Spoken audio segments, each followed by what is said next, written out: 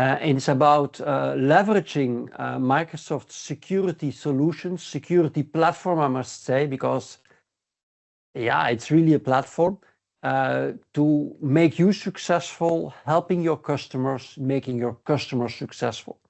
And what I will try to do today, because the story, the security story of Microsoft is quite sophisticated, is quite broad and deep.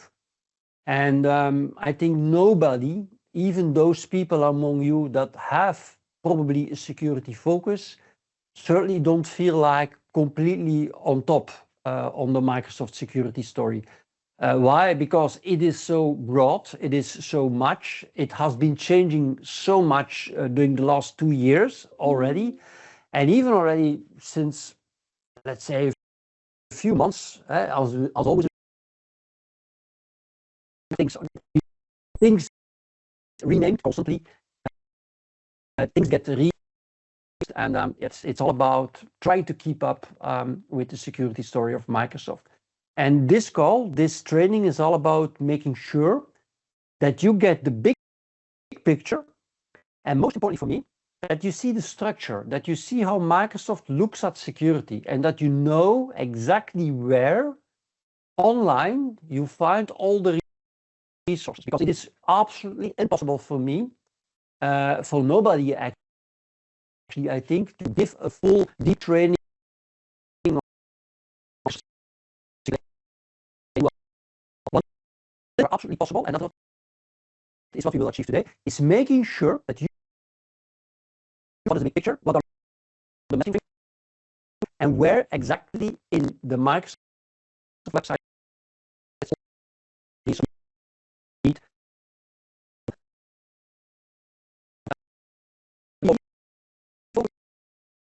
or may already a little bit focusing on security, but having ambitions to do more. Well,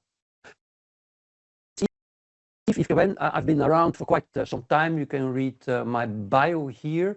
What I always like to stress is that I get energy simply from making you happy. And when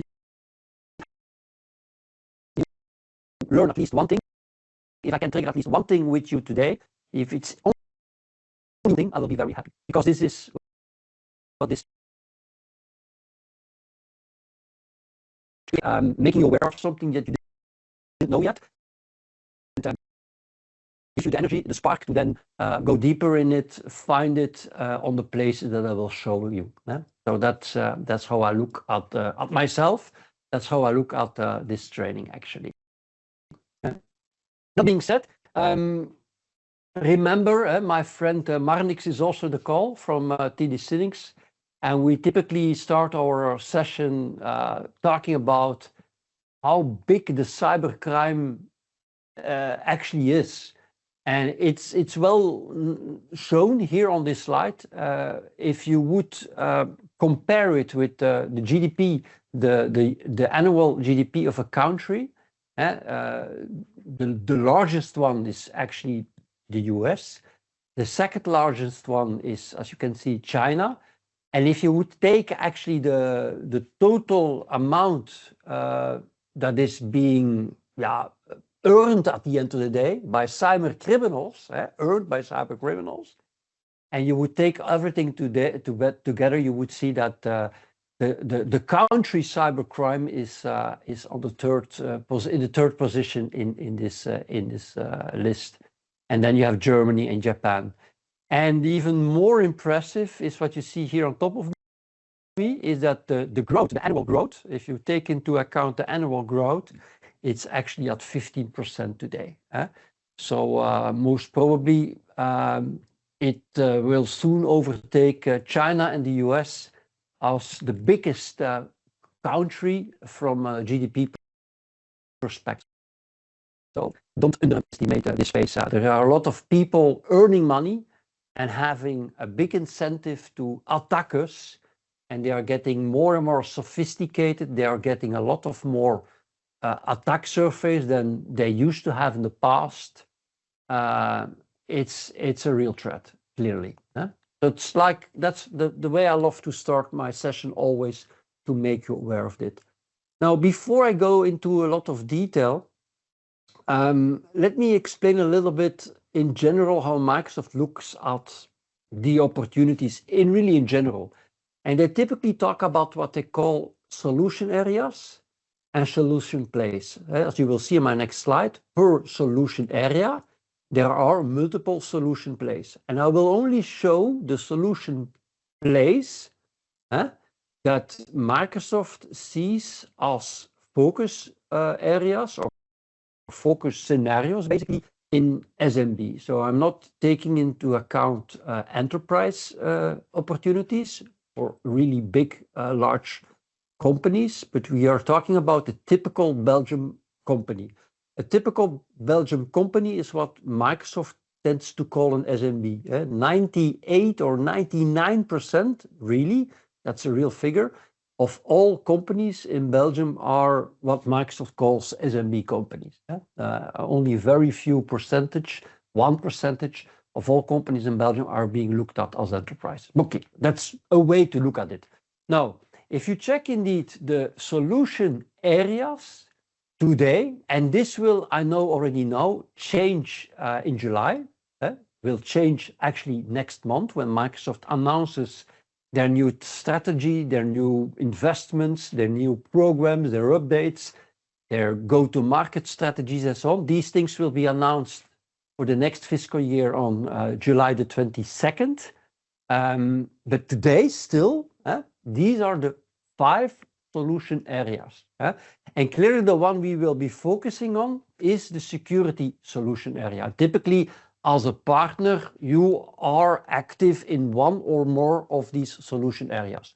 Most of us, as I know, are active in the first one, in the modern work solution area. And as you know, modern work typically leads to Microsoft 365, the subscription. And the big reason already today, of course, for going to Microsoft 365, specifically to the business premium version, is security. So even if you work and are focused on modern work, security is one of the biggest topics, especially today with Copilot. It doesn't make sense to introduce Copilot and not thinking about data security. And data security typically leads to Purview, and Purview is part of, for instance, Business Premium. So sure, modern work is a very important solution area, and for most of us, still the biggest one. And then you have like business applications, that is the dynamic space. I'm not going to talk about that at all today. And then you have infrastructure and data and AI, 2 of them that are related to Azure. I know already for sure that the 2 Azure ones will be combined in the next fiscal year. And in the next fiscal year, Azure Infra and Azure Data and AI will become one big solution area. But okay. Now, important in that context is then the solution plays. Read the scenarios. What are the big scenarios Microsoft sees? And again, I'm not going to read all that, but if you're going to zoom in only on those scenarios, the solution plays, specifically for small and medium business, specifically related to security, you come to see actually these things. Again, in modern work, one of the most important solution play, the most important go-to-market scenario, where Microsoft provides you very specific resources, is a secure productivity with Microsoft 365, of course. And I will show you in the Transform website where you find the playbook for that scenario. And then in the middle, you have infrastructure, of course. Infrastructure typically is about migrating IaaS, PaaS, migrating from on-premises workloads to the cloud, typically IaaS, typically PaaS. And in any case, at the end of the day, when you bring things to the cloud, you want to bring them there in a very secure way. This is very much related to, of course, a topic that we will cover also today, which is actually Defender for cloud. But it's also very related to a lot of other topics. Again, we will not really focus on today. For instance, Arc, to tell you one of them. We will most importantly focusing on the security solution area, And again, for each of the solution areas, you can get a designation, as Microsoft calls them, by doing exams, by finding customers and things like that. And security is typically this solution area where most of you, if not already the case, because you typically, I think, are most importantly active in modern work, you will probably want to aim for the security area too. And in the solution area, what you see there, again, you see what they call solution plays. And here I'm listing actually all of them, even while only the first two are the ones that Microsoft is focusing most on, specifically for SMB, specifically for what they call the CSP business. But then again, as I will discuss it,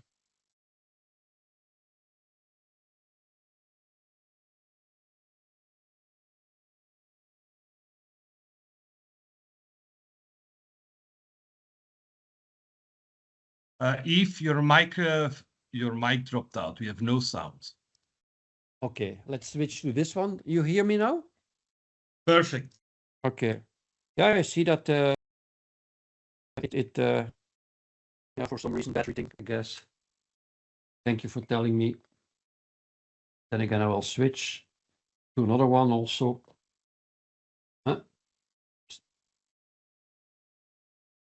Voila, maybe this one can also work. But you hear me loud and clear, I guess, huh? Sound is perfect. Okay. Thank you. Yeah, okay. In the meantime, I'm taking another one here. Not sure why that is.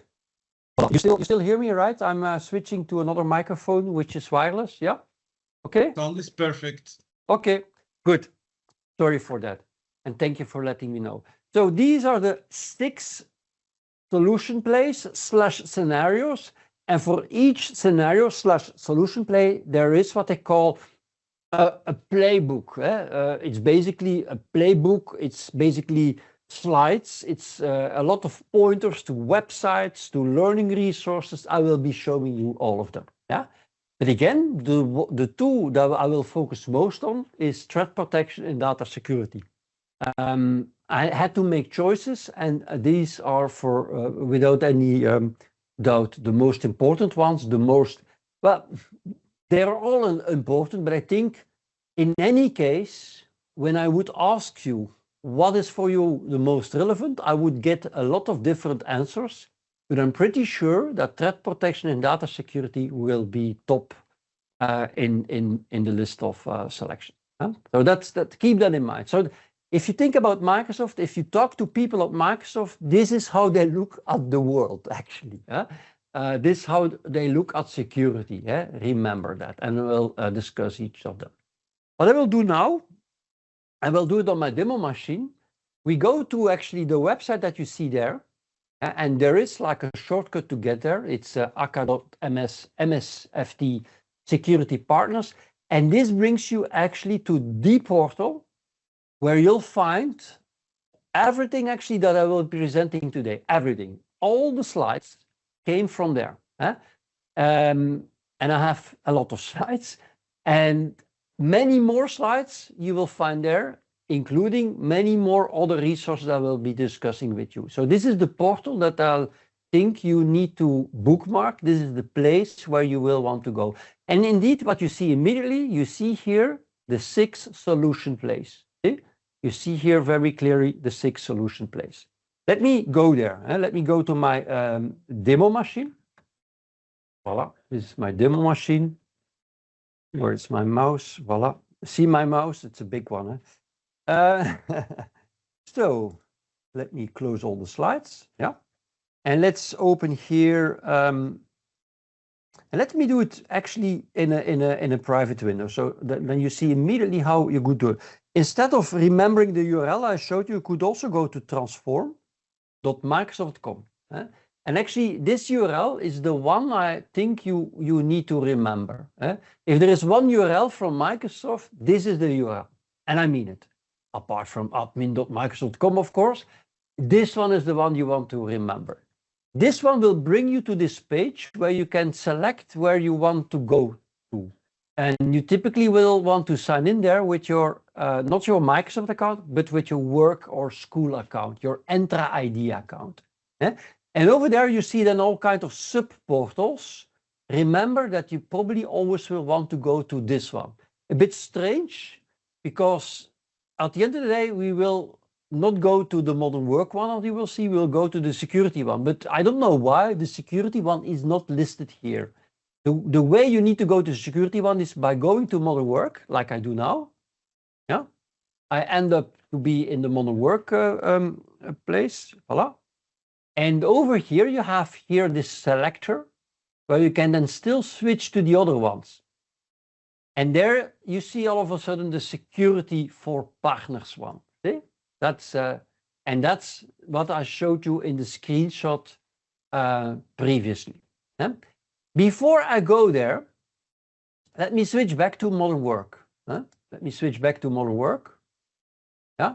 When you are in modern work, what I always love to show, again, because most of us, you're active in modern work already. Yeah. In the context of modern work, you have also all the go-to-market resources. Yeah. And from a CSP perspective, for instance, you will find, for instance, everything related to, for instance, Microsoft Defender for Business. I'll talk about Microsoft Defender for Business later. For those that don't know what Defender for Business is, it's actually the same thing as Defender for Endpoint. But Defender for Endpoint, there is a Plan 1 SKU and there is a Plan 2 SKU. Yeah? And actually Defender for Business, a bit strange, is something between Plan 1 and Plan 2. It's that version of Defender for Endpoint. We'll talk about Defender for Endpoint later. That is part of Business Premium. Keep that in mind. So that's typically a place. I'm pointing this out because from a pure basic perspective, if you don't talk about the 6 solution place that I will go into detail in a moment, and you go from the basics, and the basics today is let's go for Business Premium.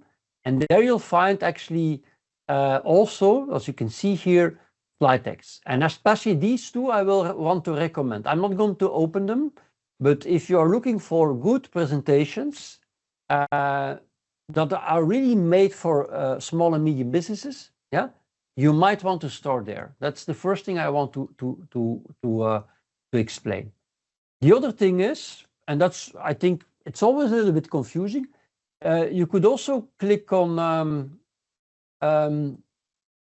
here, CoSal, and there you find this secure productivity. Remember, this was one of the solution plays in modern work. It was the most important one.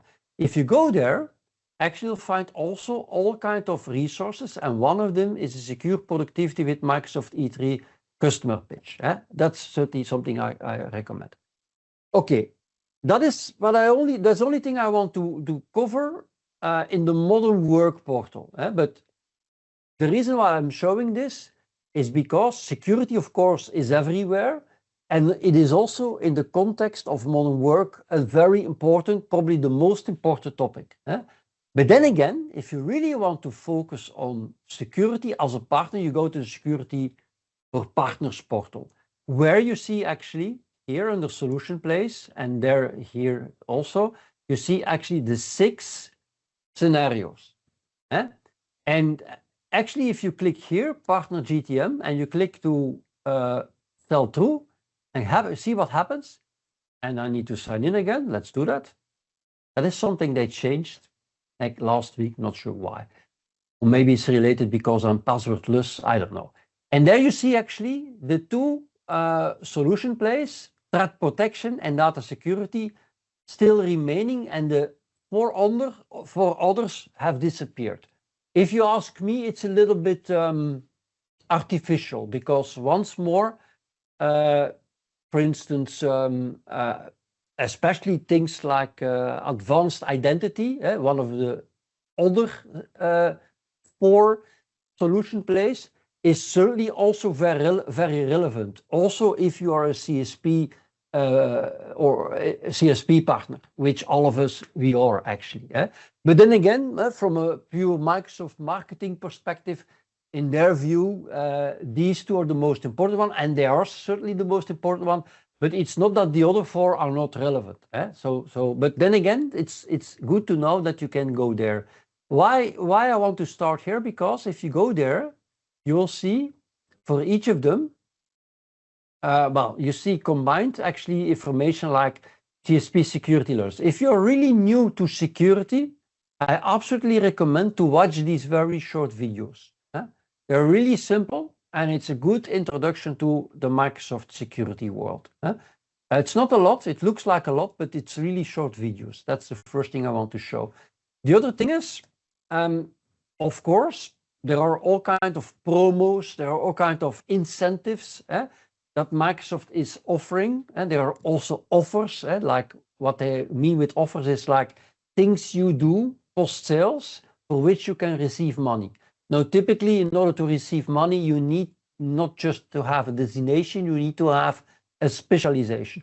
I'm not going to go there, but keep in mind that if you are on the SMB track of a designation, you don't need the specialization anymore, and you can still claim your incentives. I'm not going to cover that topic. That's certainly a topic that can be well covered by your contacts at TD SYNNEX. And if you have a question on it, because I know that space also quite well, you feel free to contact me about what are the promotions, what are the incentives, how can we claim that, how does that work? That's certainly a topic that I certainly can help you with. But people like Adriaan, who's also in the call from TD SYNNEX, is probably your go-to contact. So this is where you see the promo, typically related to Copilot. You can say what? Related to Copilot? Well, typically, if you want to go to Copilot, you need a secure platform, and that's why. And then you have the upsell opportunities again, that you will find slides and resources. That's one thing. Once more, I go back to this overview, and I can click here, I guess, yeah. And then you see then, if you click, for instance, on threat protection, that's the one we will be focusing on first. If you click on threat protection, what you see here, first of all, let me close this one. On the right, you see always the related products. And that's maybe a good way to understand immediately, okay, what are we talking about here? When Microsoft talks about threat protection, they typically talk about Defender. More specifically, talk about Defender XDR. I'm going to explain all these things as part of my presentation today, because Defender XDR is actually the combination of all the rest. It's a combination of Defender for endpoint, Defender for Office 365, identity, threat intelligence, and cloud apps. And that's actually Defender XDR.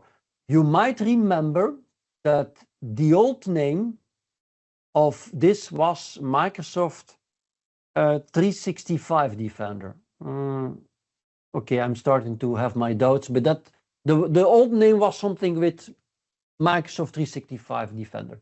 They changed that name less than 1 year ago to Microsoft Defender XDR. I'm going to explain all that later what it is, but keep in mind that this is actually the term that brings all these others together. Yeah? And Microsoft Defender is actually the antivirus. Well, I'm not going to talk about it. And then what you always see there, let's go here, training resources. All kinds of training resources. So for instance, if you want to go for the SC200 exam or the SC401 exam, I must say today, you'll find here the resources, not just the learning resource, the default learning resource, but also lots of videos you can watch. More specifically, I love to promote the sales and technical security bootcamps, especially during the holidays, summer holidays. I absolutely recommend that you go there, sign in or register if you haven't done that, and find one of the bootcamps. These bootcamps are trainings which are in person but online, but very interactive and of very high quality, especially useful, I think, for most of us. Check it out. Check it absolutely out. If I could just interrupt you there, Yves, just to add on to what you just said.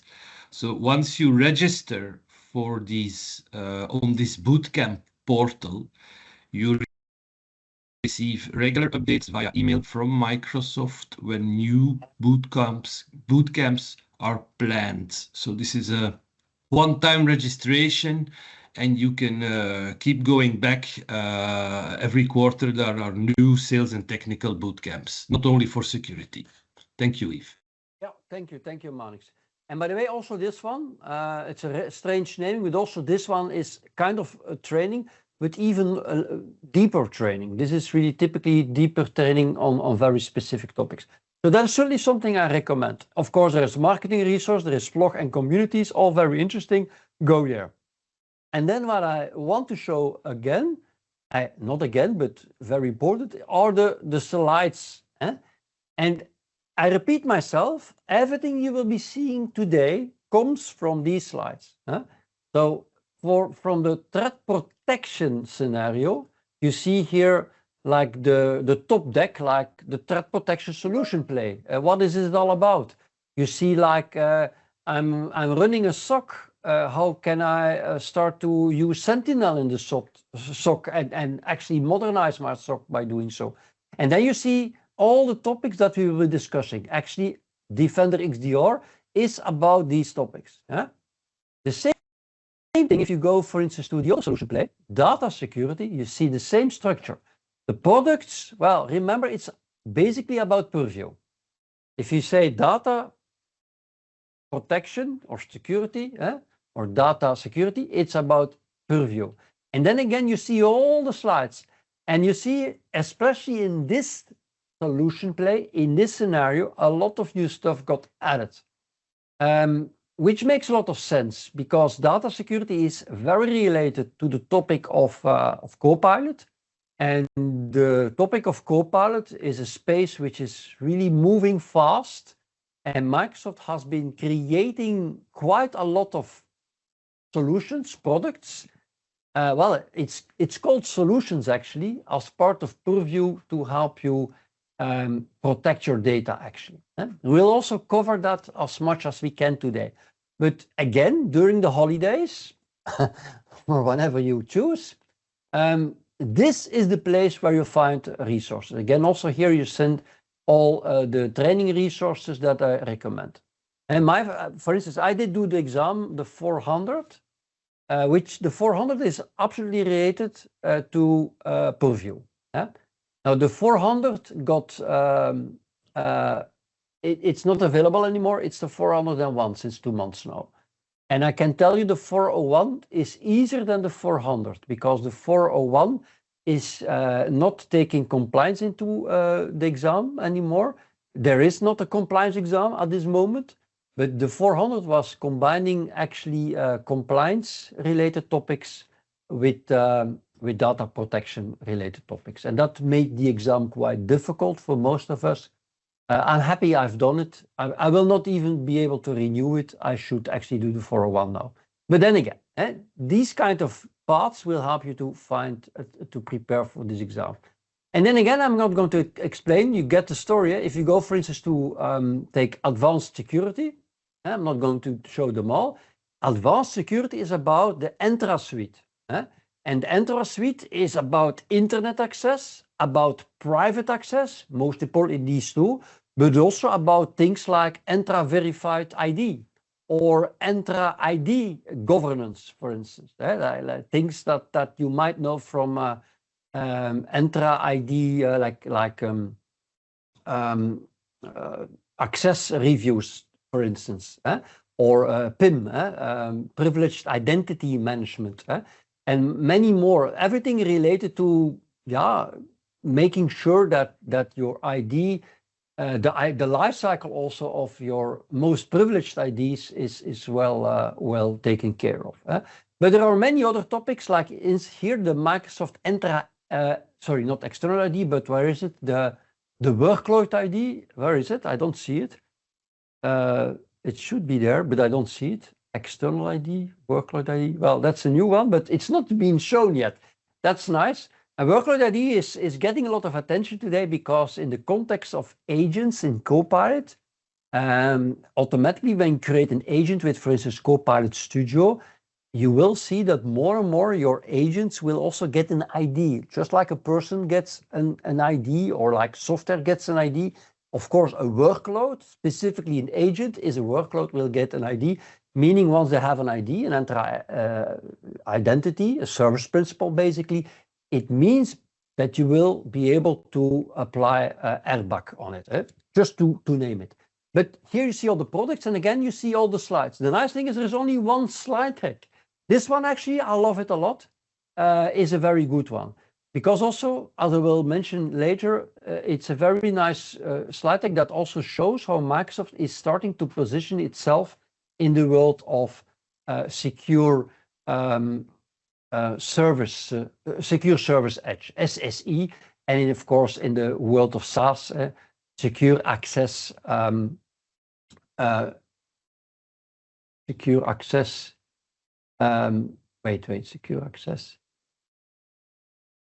Service edge, exactly, SaaS. But I'm talking about that later. So these things are also being introduced here and so much. Voilà. So that's what I wanted to make sure that you understand, because the structure of my presentation is actually fully based on that same story. So let's go further. So here you see my screenshots. I made screenshots of everything that I showed you. I'm not going to explain it once more. You see everything once more in my screenshots, the URLs, the two most important topics that we will be covering. And then also, if you go to the portal, making sure that you understand that you go to transform and then you switch to security partners. There you see the solution place once more, the SMP focus ones, the top ones, the partner GTM that I explained to you. You can go to sell through. I didn't go there actually. I sell through, I showed it. And then you will find actually this page where you then see actually the same two solution places. If you click them, you get to the same place.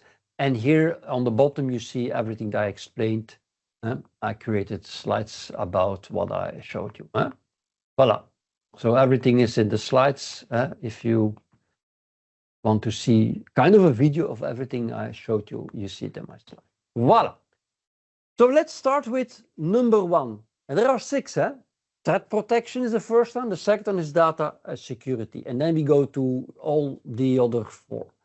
When we talk about threat protection, clearly we talk about this world which got increasingly more complex, challenging, especially for us, partners of Microsoft, IT service providers for our customers.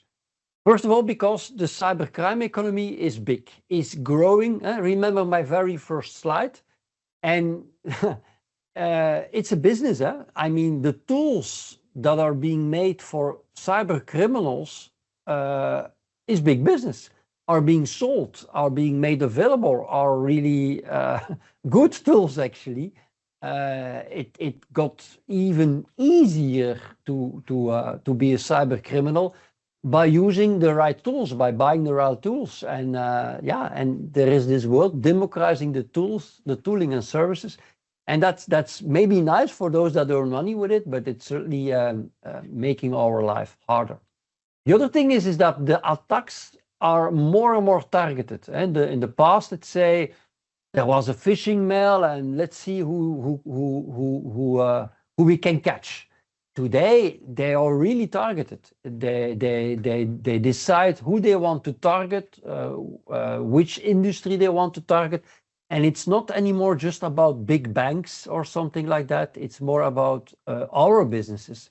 And we know stories. You know certainly stories in Belgium that go there. The attack surface is absolutely expanding. And why? Well, for many reasons, but one of the reasons, of course, is complexity of IT in general.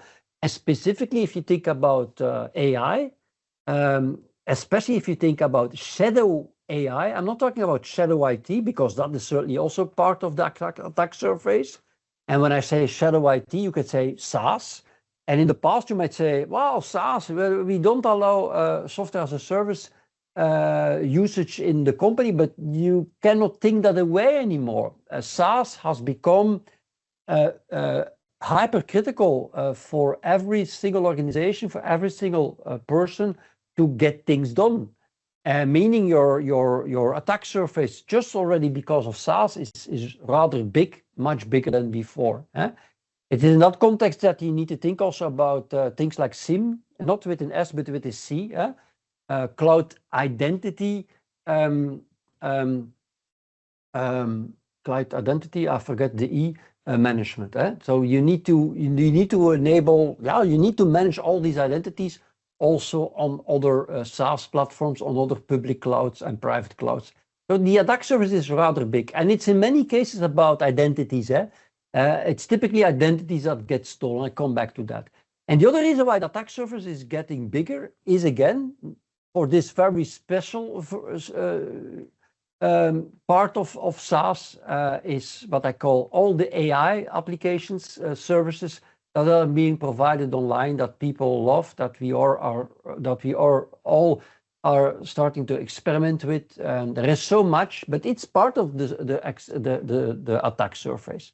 And then, of course, the tooling that is made available over the years, the tools that you already use today, typically they are, because of the fact that you typically need many tools, they are typically not cheap, they are typically not easy to use, and they are typically not very integrated with each other. And that is the biggest problem, because, as you will see, in order to really protect yourself for this cybercrime world, you need to make sure that you watch basically every single part of your attack surface, and that you are able to correlate alerts from each of them and maybe see patterns that clearly show that an attacker is doing something. And and that is only possible if you have tooling that is really well integrated and that helps each other. And we'll come back on that. So this is the reality. And the reality is that we protecting our customers, we have tools, and we have tools for many workloads. We have tools to protect identities. We certainly have tools for protecting endpoints. Think about email and collaboration. We have all kinds of whatever, antivirus. We have, the tools. There are many tools. And typically for each of these domains shown on the slide, you probably use two of them, two different tools. But the problem is there is not just one domain. There are multiple domains. Here you have indeed the 5 most important domains that need to be covered, that need to be protected. And somehow, when you use multiple tools, you want to have a tooling that is really nice integrated. And that's typically the problem we have today. Now, the problem is that we might think in terms of tooling and in terms of portals specific to a firewall, specific to whatever, a backup solution, specific to a product to launch phishing campaigns. And for each of these things, you have tools. The problem is that attackers don't think in tools, they think in graphs. And here you see a typical kill chain, as it's being called. And that's how they think. They think in getting in, stealing basically identities, do then what they call these reconnaissance to find more identities in order to do actual lateral movements, and at some point in time actually take over your business, stealing data, and so on. So that's how they think. And the tooling they have in order to do that is absolutely quite sophisticated. And they typically much better informed than we are, and much sooner informed than we are, to know what the best attack path is, given some little reconnaissance in your environment. So this is the reality that we have to live with. And again, AI is making the life of these people actually also easier, because AI is also helping them, not by making the attack surface bigger, but AI is also being used by the tooling. Don't underestimate that. Think already about the phishing mails typically are written by AI tools, by generative AI tools. You cannot see anymore these days the difference between a legitimate email and an email that is being crafted by Gen AI under control of a cyber criminal. So Protecting against that, the cyber jobs and our part of the cyber job is much harder than it was in the past. We have this disconnected tool set. If nothing really changes and we are supposed to use the tooling we have today, we will need, as they show here, at least 5 million security professionals. And this is getting even worse because until now, okay, we do some security protection, we use some tools, and we are on top of it, it's all under control, but there is extra pressure because of NIS2, for instance, because of many other regulations specific to the industry your customer is active in, that need where you're supposed to be more proactive also in making sure nothing goes wrong. So it's really a hard job today.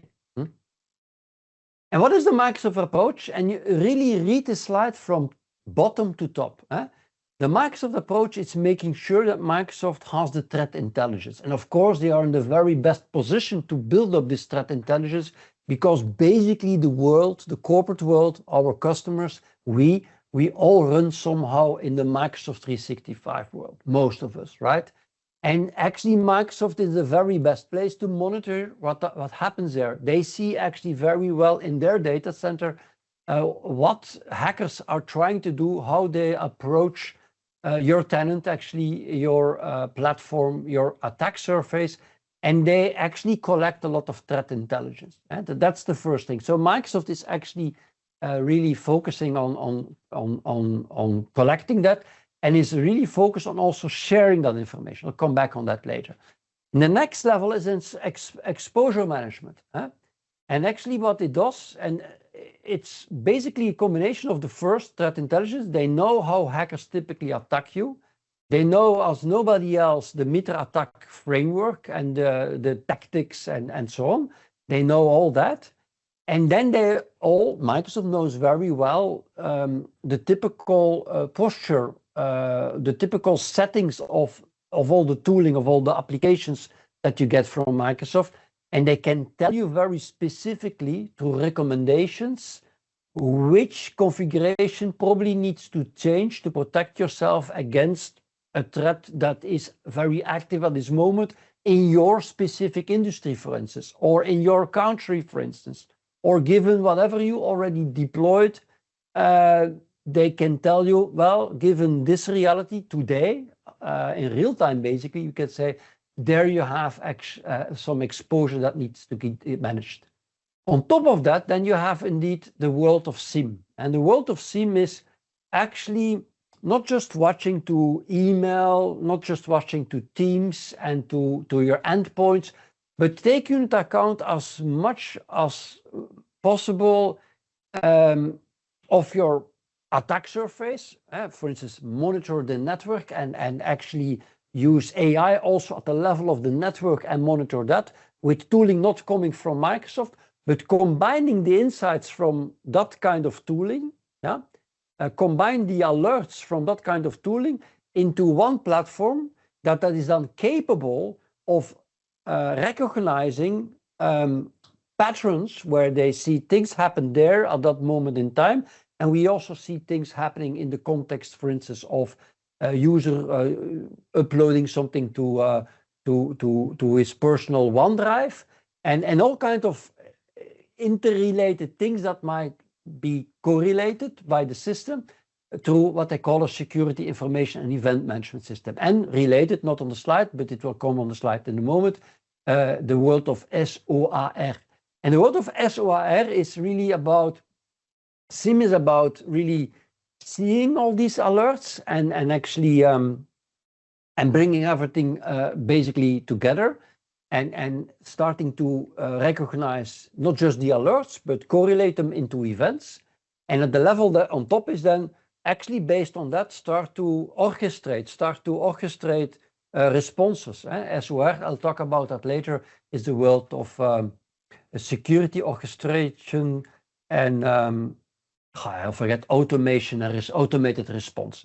It's like not just watching things and seeing things and having an alarm bell going over, but immediately start to do an investigation, for instance, finding more evidence, and even at the same point in time, as fast as possible, immediately not just collect more evidence, but immediately start to respond and solve problems as much as possible. And XDR is actually almost the same thing, but there you go more in depth on specific workloads. I'll come back to that. And AI is absolutely making all that more automated, more, where you can actually focus on the things that are most pressing, where you make the difference. And I have made this slide like this, see? And there you see actually more details. Again, read the slide from bottom to top. And there you see actually all the things that are important. Like posture management. Let's go to the second one. Let's do it like this. If you go to posture management, let me, for instance, highlight in the posture management things like attack path analysis. And what I mean there, I take just this one. Attack path analysis, what it does, it sees your platform, it sees your attack surface, it knows the typical threats that are active today. It knows that as nobody, Microsoft, the tooling knows the MITRE attack tactics, for instance. It knows all that, and it can recognize a potential attack path. And it's not just identifying that a last service pack was not installed, or you are still running an old version of a product for which we know there are vulnerabilities. Certainly that is a very important part of the job, vulnerability management, but it's also about seeing a typical attack path, and by seeing this attack path, there might be other recommendations more specific to that specific attack path. Very difficult. The same thing with SIEM, there you see like other abbreviation. There you see UEBA, for instance. That is behavior analysis of end users. It's very related to the fact that we again correlate as much as possible information, and especially the system is capable of finding normal behavior. And once the system is able to find normal behavior, it might be able to see that behavior is not normal of certain users, and might start automated investigation, for instance. XDR, the next level, that's typically where we start to go deeper, where we have deeper analysis on specific workloads, specifically the Microsoft 365 workloads, or workloads running on other clouds, and where the system starts to go deeper in finding, doing investigations, and even do responses. And again, AI helps us do all these things in a much more clever thing. And I added this slide this morning before I started. I like it. In the past, you might say, our job was all about being responsive. And then today, thanks to this kind of platform, we can be more focused on preventing things.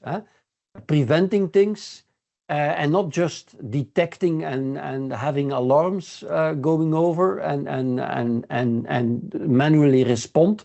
But thanks to automation in general, and thanks to especially artificial intelligence, even at the level of response, we will be able to have a system that solves a problem because even seeing any impact, and then still having us, people, humans, intervene where we can make the difference. So this is not a Microsoft story. This is actually how the world, the security world, looks at a modern security solution. Voila. So this is a high-level story, and then if you go a little bit deeper, what we will be discussing is that you need to prevent, you need to protect, detect, and respond clearly in all the domains. And here you see once more the 5 domains we are typically talking about. And when we talk about XDR, we talk about monitoring all these domains and have a system that is cross-domain detect and respond, is able to help us. I will be discussing these in a moment. Yesterday, I got a little bit confused, like, what again is the difference between prevent and protect? And I asked actually Copilot, and here you see my question. You're right to notice, and there was the answer. And my question was, are prevent and protect the same in cybersecurity? Because there is certainly overlap if you ask me. And it's nice to see what the answer was of Copilot. I don't know about you, but I'm always talking with Copilot, constantly. Every 5 minutes, I'm talking with Copilot. And this was one of my conversations yesterday. I liked it because it tells me, yeah, prevent is about stopping an attack before it's actually happening. It's really preventing by making sure that people using MFA or even switch more and more to passwordless, not just MFA, because MFA, by the way, is already passé. Let me be very clear about that. If you think that you have done your job by introducing MFA, no. The next thing that you need to do is go passwordless. Not sure about you. I switched to passwordless identities, both for my personal Microsoft account and my own tenant.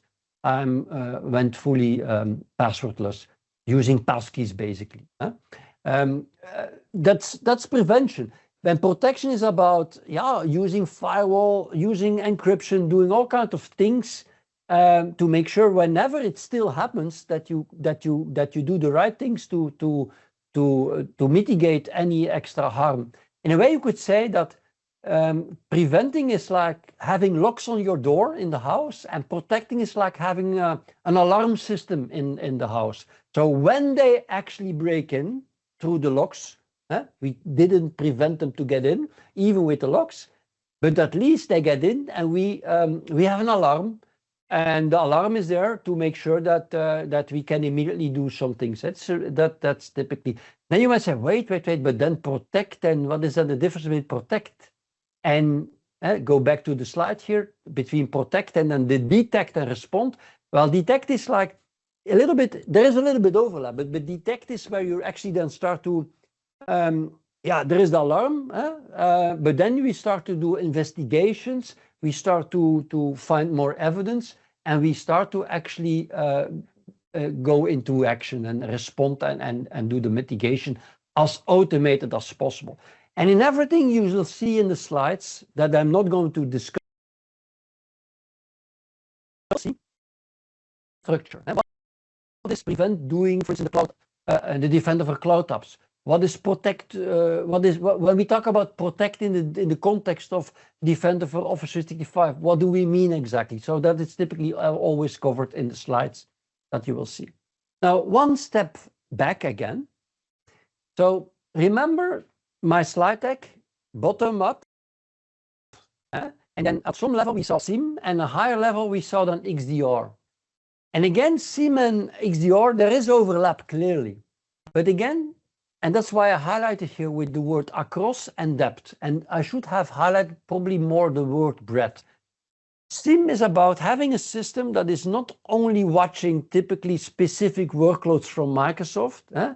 It's a system that can basically, through connectors, basically connect to any other system that is monitoring something. And the monitoring could be monitoring basically your windows, I mean windows of the house, and whenever a window opens and closes, that's alert, that's a signal, and basically analyze actually the window. It's being opened and it's not being opened.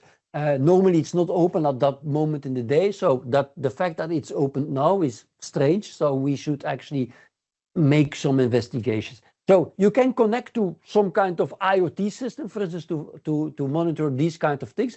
But in the SIEM world, you can connect to anything. You could connect to Azure. You could connect in Azure to, for instance, if you want to a specific key vault and collect information from there specifically and bring that into a SIEM system, so that the system can also start to take into account whatever happens in that specific key vault, and maybe sees a pattern, a relation with something else that happened in another system. So that is SIEM, that's at a higher level. And then at a lower level, depth, you then have XDR. And XDR is of course not specific to Microsoft again, but specific to Microsoft, XDR is about in-depth going to cross workload, and then you have these workloads like identities, email, data, and so on. And in all these workloads, in depth have very specific sensors, you might say. Think, for instance, on Defender for Endpoint, both on the iOS, the Androids, the macOS, the Windows, the Linux, and also the servers. We have some kind of sensors that sees what is happening on these devices, and these signals are taken into account and are probably being mapped to things that happen, for instance, in Teams through a connection with the Teams environment. So that is what we call XDR. That's extended discovery over multiple specific workloads, and if possible, automated responses. In that context, they sometimes use the abbreviation AIR, A-I-R, A-I-R, and that stands for automated investigation and response. Is that, I think, automated investigation and response. I'm not sure about the I, but that's the R of XDR, actually. Voila. If you zoom into XDR, and actually go back, I'm not going to talk too much about Sentinel, but SIEM at Microsoft is typically what you do with Sentinel. At the level of XDR, we come actually to remember what I said before. There's one slide before that, because if you say XDR, let's first of all compare with EDR. If you compare EDR, and I think you got the point already a lot of times during the presentation, but certainly also before, the difference between EDR and XDR is that EDR is about endpoint security. We just watch the endpoints, maybe all the endpoints, but still, if you're just watching all the endpoints and not watching the software that people are using, not watching the identity system that people are using, not watching the network, not watching the data that is being used, for instance, in ChatGPT by people in the company on their phone, you are just watching the endpoints. You are not watching all the rest, and you have blind spots, and you might not see things happening. You you might not be able to do correlation, actually. And that is what XDR does. It is holistic. It is bringing together signals from multiple workloads, from multiple domains, basically, and starting to see things. And in EDR, we talk about alerts, and in XDR, we talk about incidents. An incident is actually the system that is correlating alerts from multiple domains, and they say, well, these things correlate. They map very much to a specific attack approach as it is being described, for instance, in MITRE attack framework. And for that, the system will automatically create an incident. And as part of that incident, you might get alerted, or you might even have a system that automatically starts to investigate more, find more evidence, and even starts to run a response. And that response might be implemented typically through things like logic apps. Well, with logic apps, you typically do that at a SIEM level. In XDR, these things are like in a black box. You don't see how Microsoft is doing that.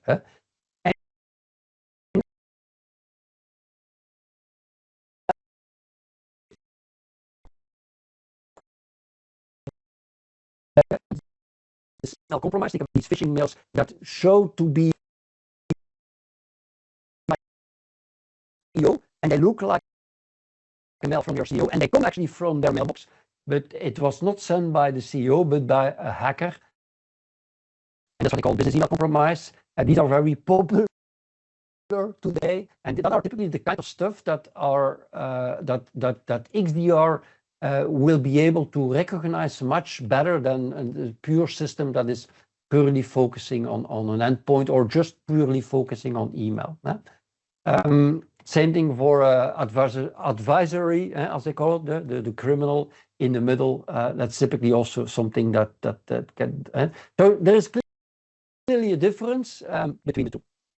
And then you get to the point, Defender XDR. Remember, it's the new name of what used to be called Microsoft 365 Defender. which brings together all these services in the cloud. Each of them is that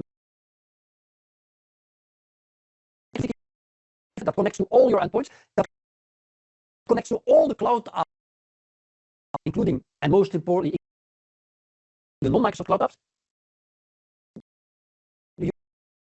Connects with your on-premises identity system, other identity systems, and that is having the threat intelligence that Microsoft is collecting and brings that into your window basically, and shows you vulnerabilities in your environment. Think also about not just service packs and things like that and patches, but think also about what I explained to you, a potential attack.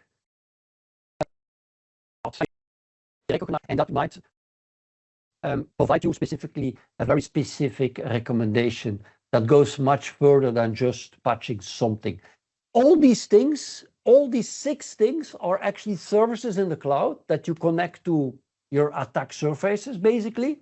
And the system is all about making sure, defense of XDR is about making sure that this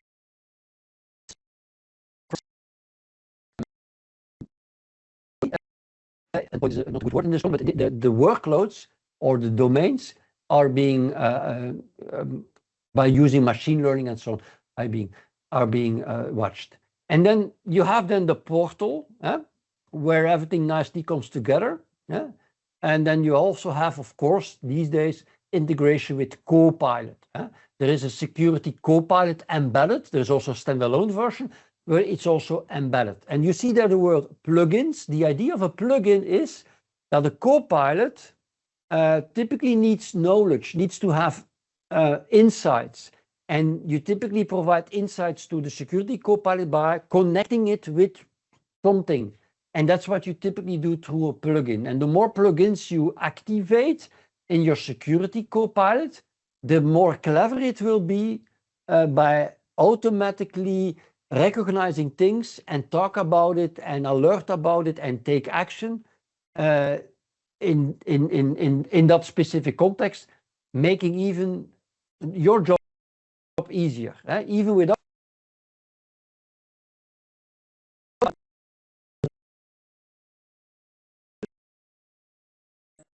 but Copilot even makes it much better. If we then zoom into the 6 domains of XDR, and again, I'm still only talking about threat protection.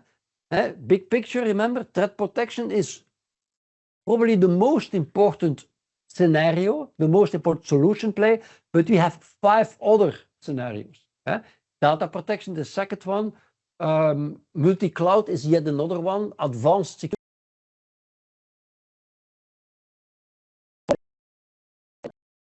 We will be talking about these ones too. The SOC is also another one.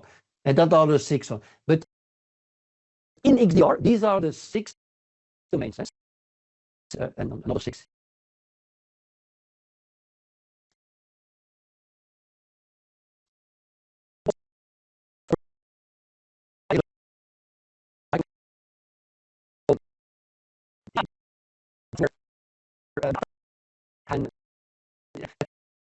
And attacks are most sophisticated also. So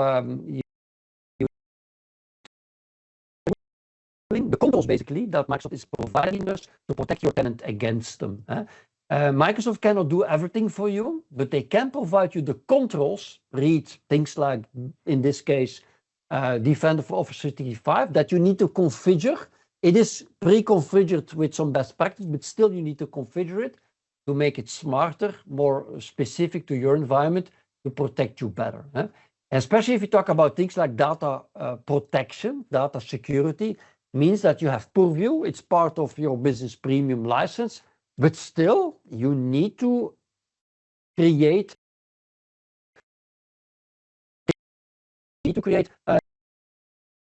sensitivity labels, even automatic policies that automatically apply sensitivity labels. These things won't happen automatically. That is the controls. It is the tooling that Microsoft provides you to protect you. In the case of email, that is indeed the service Defender for Office 365 that you need to configure. Now, the same story as before. You say, wow, we have email and we have already a third-party product to protect email. Why would I need an XDR solution here? Well, again, things that happen in your email environment, for instance, might be an indication that something is happening that might trigger a further investigation, more detailed investigation, for instance, on the endpoint of the user or the users that are included in that first detection. And that together might reveal even more evidence and make the system even more clever in taking the correct actions. So basically the same story as before. Just watching one workload, just watching one domain, and especially doing it through yet another tool that is not integrated with all the other tools, it's not the way to go anymore. You might also say, wait, didn't Exchange Online specifically already have something? Yes, it was called, and it's still called, and it's still relevant, Exchange Online Protection in yellow on my slide. And yes, that out of the box, if you have Exchange Online as part of your Microsoft/Office 365 subscription, you have indeed protection already built in that you can further configure. And that's the protect part of the story. And then you see actually, if you put on top of that the Microsoft Defender for Office, MDO, and you see there is a plan 1 and a plan 2, you start to have the other 3 things that are important, especially because you want to see more automation, more clever working and so on. And that's why you see detect, investigate, and respond. And actually, I should change my slide a little bit because the plan 1 is really more about the detect, and plan 2 is more about investigate and respond. So I should have split my indication there. Detect is more related to plan 1, and plan 2 is more related to investigate and respond. Keep that in mind, because later in my slide deck, I will explain what the security E5 security add-on is. It will show to be very relevant, related already to this slide. Why? Because, for instance, with Business Premium or with E1 or E3, make your choice. You will see that in both E1, E3, and especially in Business Premium, you only have the plan 1 features of Microsoft Defender for Office. And clearly, because of the fact we want to see automation, more automated responses and remediations, we clearly need more and more plan 2. And that is not included in Business Premium. You need an add-on. And that is one of the reasons why you will want to check the add-on for most of your customers. It's certainly a very interesting opportunity. And then here, that's one of the many slides. I will show you these slides in a moment. That I took just one of the, I think, 70 slides on this topic. And this slide actually gives a very nice high-level overview of what exactly is prevention in the context of this Defender for Office 365 service. What is exactly what is being detected? The last one, for instance, the user awareness and training is an example of a plan 2 feature that is maybe more related to prevention, if you ask me. So somehow they should put it at the left side, I think. But again, it's one of the many services. Again, remember my slide deck. Sorry, the website, Transform. You go to Security Partners, and there in the resources, there you have a deck. And let me show you. I'm not going to go through the deck, but if I go to my demo machine, I think I've made it available. So on my demo machine here, I've all my slides, and it's this deck. See, and it's a deck of 59 slides. And there you see a very nice deck. It goes in detail. For instance, the prevention, 7 slides explaining what exactly it does for prevention. See, the posture management, again, that's very related, of course, to prevention still.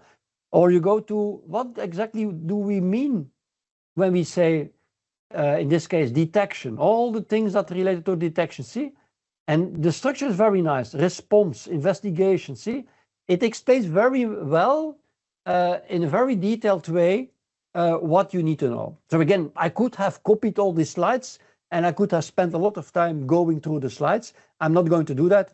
I really have made the choice to make sure to get the big picture. And just threat protection about many things, and we are just watching one of them, and you see already 60 slides related to that. Okay. Let's go a little bit quicker because we have still a way to go. The other one is Defender for Endpoint. Defender for Endpoint, yeah, and again, I will show it in a screenshot. Defender for Endpoint. There is a separate slide deck for that. Let me immediately show it on the demo machine. There is a slide deck. What I actually did, I did download all the slides, and let me show you how I did it. Here you see all my downloads, and threat protection is 1, data security is 2, modern SecOps is 3, and you see the 6 solution plays. And I invite you to do the same. And if you go to threat protection, there you see all these slides that you can download. And the one I'm talking about now is the endpoint one. It's this slide deck. And you'll see it here. This is the endpoint, and that's again a full slide deck of, again, in this day, almost 90 slides explaining what exactly is Defender for Endpoint. What is it providing here? Yeah, and AutoIR, the abbreviation. Remember what I said? Is it not showing what it means? Automated investigation, remediation, error, exactly.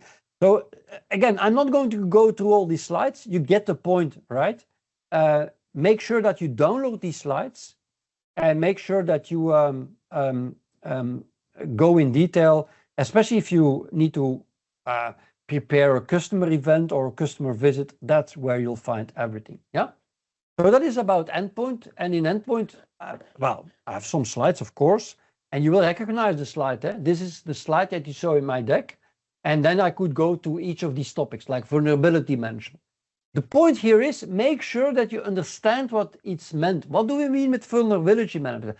Vulnerability management is one of the features of endpoint. It's able of not just detecting, it's seeing all your endpoints, but I mean all your endpoints, even including your servers with an extra license per server.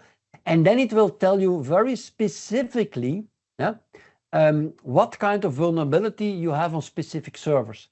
In combination with Arc, you could even have a server running, a Linux server, Windows server, at Google or at Amazon, and still see to the Defender for Endpoint and get a recommendation for a certain server running in Amazon, and it might be a Linux server actually, for which you need to fix a vulnerability. Attack surface, the same story. Attack surface reduction. It will tell you very specific what you need to close, what you need to reconfigure to protect yourself against specific things. And you know what? I didn't tell you yet, but a lot of these things come with, well, that's very true specifically for Defender for Cloud, without having to install any specific agent. I'll talk about that later when I talk about Defender for Cloud, because Defender for Cloud is a little bit related to Defender for Endpoint, exactly because Defender for Cloud is about doing the same thing as this service, but it's about connecting to much more specific workloads and so on, running on other public clouds even, and especially running on your own data center, yeah, and then still have the Defender for Endpoint, the server agents on these machines, so that you can start seeing things. Now, the agent specifically to Defender for Endpoint is not always necessary. That was the point I wanted to make, because the way it works also, it is taking snapshots of the hard disks, and it's then, by doing so, it's actually taking a snapshot of the hard disk. So somehow the system is not being touched at all for the rest. So there is no impact on performance. They take a snapshot of the hard disk. In parallel, the hard disk snapshot is being investigated for attack surfaces, configurations, best practices that are not being followed. And based on that information, you get a recommendation. See, that's a nice thing. And that's just something I wanted to note here. It's not always about installing a sensor, let's call it, an agent, a lot of things can happen without even installing anything on it, just by enabling the system to take a snapshot of the hard disk, not impacting anything. Next generation protection is about actually the fact that we are not just watching files anymore. We are more and more watching memory. We are more and more watching what is in real time happening on the system. It's more and more about behavior analysis. It's more about what they call heuristics, like seeing things that are happening that look like suspicious, that are not what we expect that is happening, that look like something that we know, but we are not really sure. That's what they call heuristics. Gedragspatronen in het Nederlands herkennen.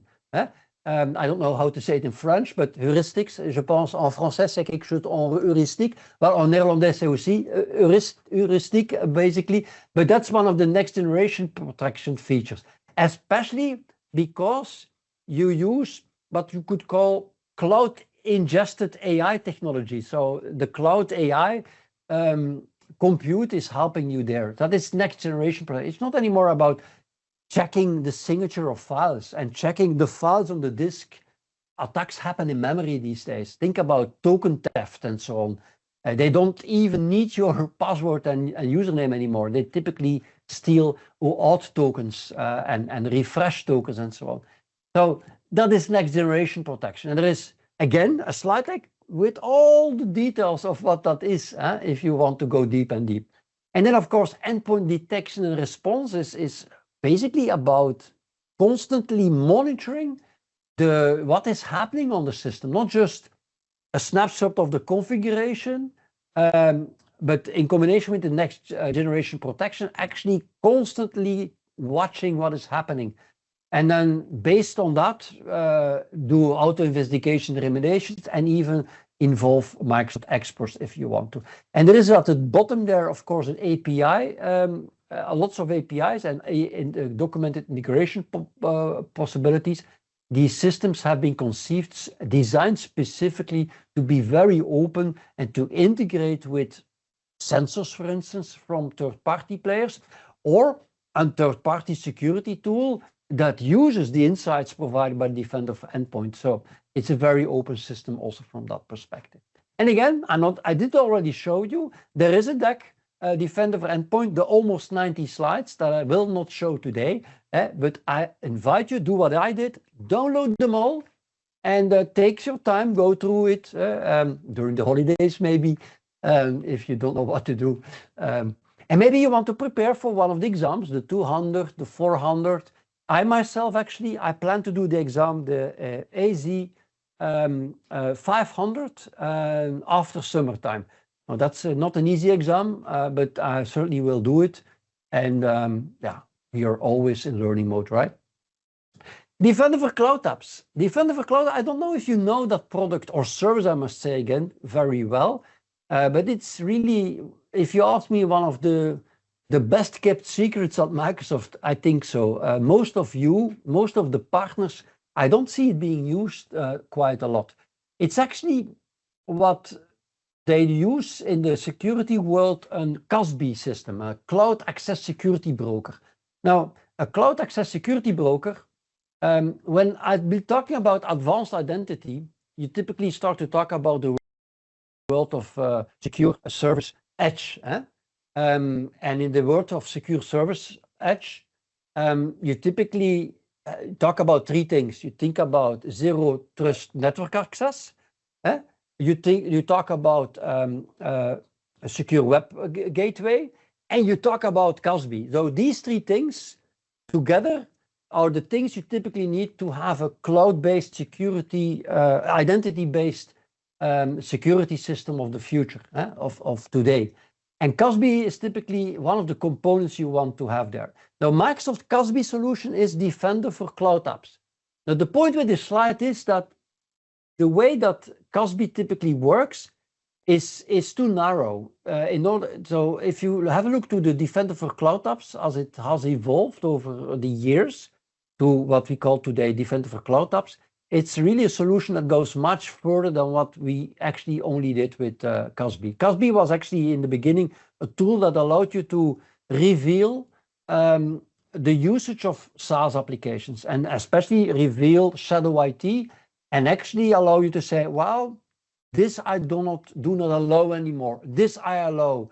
It was like very binary. Now, that was a CASB system, a CASB solution. Now, the CASB solution of today of Microsoft Defender for Cloud Apps is more and more about these applications that you allow to use, where there we really take control, especially in combination with conditional access. We really go to monitor what people are doing in the SaaS applications, and even are capable, based on all kinds of informations. Think about conditional access, where you configure what is the element that will trigger things or not. You might say, well, the button to print something in Dropbox is disabled. So this solution is capable of disabling a button in Dropbox or a button in Box, for instance, based on all kinds of things that you configure in Defender for Cloud Apps, in combination with things you configure in a conditional access. So this is actually Defender for Cloud Apps.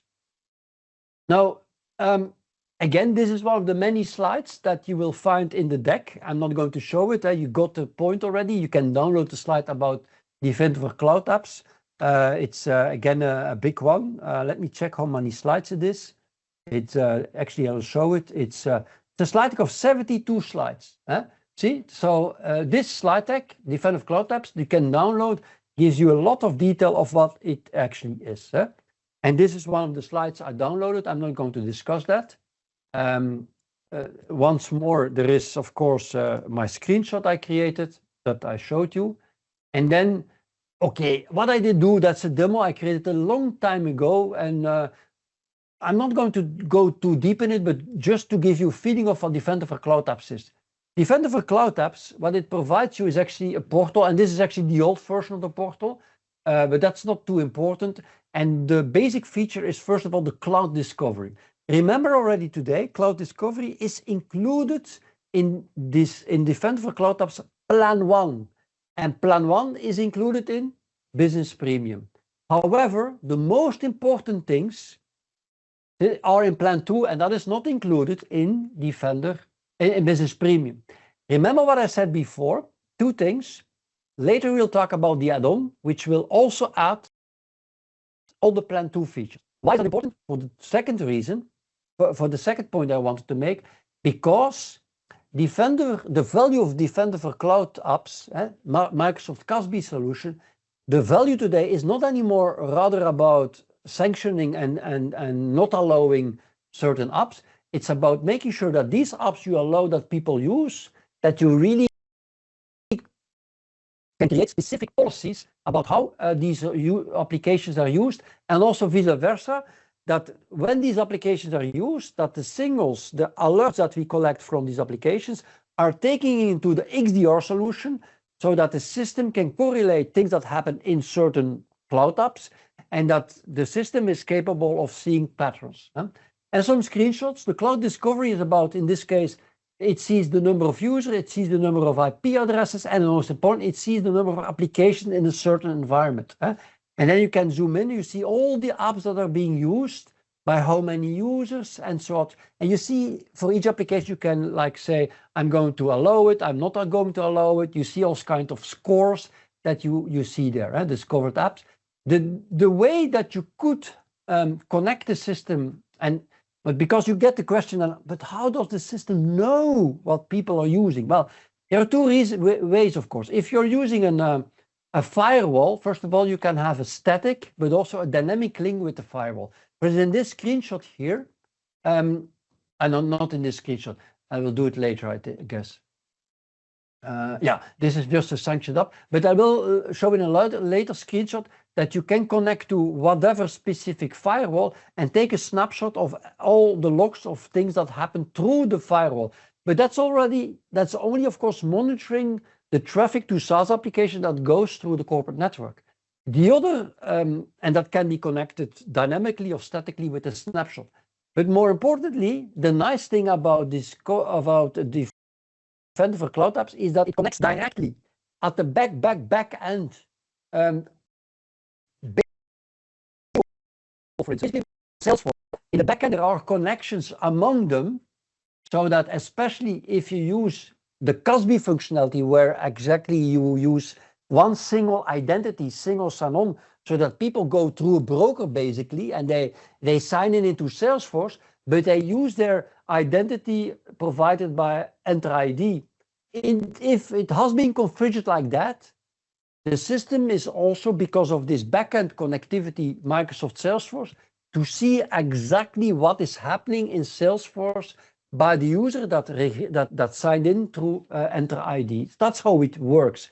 And you will want to have this single sign-on exactly for those applications, SaaS applications, you find business critical. And that could even be Facebook if you want to, actually. Funny enough. Here you see dynamics, of course. You see some score based on all kinds of domains. And here you see all the domains, a score based on all kinds of controls that are being applied. And I'm not showing all that, but you can actually say at a high level, but also per application, you can say, well, for this application, I do not care too much about Visma, or I do not care too much about ISO 27001. And that's something you can configure for all applications, for group applications, or can configure for some applications. And based on that, the system will score an application, making you aware of vulnerabilities, making you aware of things that need your attention a little bit more than other applications. That is still the discovery part, and that is important. It's included in Business Premium, it's included in Plan 1, but the real value is rather in creating policies that actually control what people are doing. And you see all the users. Here you see what I said, the actions, and in actions you can create, for instance, a snapshot, and here you see like a screenshot where you can select your appliance, and then based on, and they're all there. And this is also available. I don't have a screenshot, not just in a snapshot, but to have a dynamic real-time connection with these systems, so that you have, based on the logs of these systems, a very well view of what SaaS systems are being used through the corporate network. If you still use this way of basically protecting your network. The topic later is about maybe do it differently, but we'll talk. Hey, here's your configure automatic upload. It's there, but I'm not going to show any screenshot. And you can actually do all kinds of settings. And there you see, for instance, what I explained, that you can specify which setting in each of these domains is at a high level for all applications, important, not important. You can give a weight to it so that the system can do a kind of a scoring of each application based on your configuration here. It's all based also on app connectors. And that's why I said, the idea of an app connector, and especially this screenshot will be very nice to see, that is this backend thing. And of course, we can connect to Microsoft Azure, but we can, of course, and that's something you might not expect, connect to Salesforce, ServiceNow, Slack. If that is being used, like Workday and Monday, for instance, and Zendesk, I know it's very popular in many organizations. Well, there is a backend, as I call it, connection with Microsoft, and especially these applications are SaaS applications, not from Microsoft, and probably for some of your customers, hypercritical for the business. Well, these applications you will not only allow, but for these applications, first of all, you will implement a single sign-on, and you will want to do it typically based on Entra. I'll talk about that later. And once that is done, automatically this connection will provide you more insights and even control, session control. Think about, for people that know conditional access, session control in these solutions. And here you see how it would look for Azure. And here you see, for instance, if you, I think I did do it, here you do for Salesforce. And there I did do this in a demo 3 years ago already, and this is still my old screenshot, where you then need to specify the SAML to configure. It's not difficult. It's really well documented. I did do a demo a few years ago I actually activated a free Salesforce tenant, and I did do some well-documented configuration, and all of a sudden I could start to use Salesforce with single sign-on and actually monitor and control actually buttons and functionality in Salesforce based on on the things you typically have available as input for your conditional access policies. And that's typically something you do in combination with what you configure here. Here you see Microsoft Information Protection. We'll talk about that later when we talk about Purview. The point is, if you have like connected applications, like Box, like Google Documents, for instance, at some point in time, people might want to save Google documents, might want to save PDFs or Word documents in Google. And it might be perfectly okay to do so. But if you talk about Purview, more specifically, if you talk about information protection, you will typically want to have a system that recognizes, that I will do a break in a minute, that recognizes certain files in Google, and that it will apply a policy that you centrally manage in Azure, in Defender for Cloud Apps, but it applies in real time in a Google environment because it's being recognized as a certain document. I'm going to give a break, but give you a moment, the Cloud App Catalog, where you see all the Cloud Apps that will be connected at some point in time. You can, of course, filter based on all kinds of criteria. Here you see again for TikTok the score and why the score is what it is, the 8, and it explains you why. You can actually configure scoring metrics, all kinds of things. The activity log, that's what I said. If you connect with Google, if you connect with Salesforce, here you see actually the full log of what people are doing. I did do a demo, for instance, with Google Docs, where you can actually see people are opening a document. People are uploading a document. The document has been recognized as an HR document. These things, actually, you see here. It's really impressive to see that working. You need to activate it first, and only then you will actually see here all the activities. In this case, it's only for SharePoint and OneDrive, but it's actually there where you would see. But based on that, you do a search, and then you say, okay, that is the kind of activities on file that I want to catch. And then you create a policy. For instance, here you create a policy for a specific activity where you say, well, for this policy, I'm not going to use a template. And I'm going to say for this policy, well, it's not really implementing it fully, but you might say, well, I want to have a DLP for it. Simply block it, for instance. Here you see all kinds of templates in the system, so you don't need to create these policies yourself. You can start from a template, and here you see a nice example of all kinds of threat protection templates. Let's have a break. We still have quite some time to do. Let's do a break of 10 minutes. So let's get back in 10 minutes. So that is 10:50. And then I'll continue with identity vulnerability and threat intelligence. That part of the story goes much faster. And then we switch immediately to topic 2, which is data protection and all the other 4. Voilà, let's have a break until within 10 minutes. We'll be back. While we are having our break, I'm going to do an unboxing. So for those that are waiting in front of the computer, I will do an unboxing of this thing. It's something I ordered in Australia, and I've been waiting for it quite some time. And I will allow you to enjoy the show of unboxing what I'm having here just received from Australia. Don't tell me you ordered a boomerang, Yves. The what? Nee. A boomerang. The boomerang? Nee. Yeah, unboxing is an art. Some people do that very well.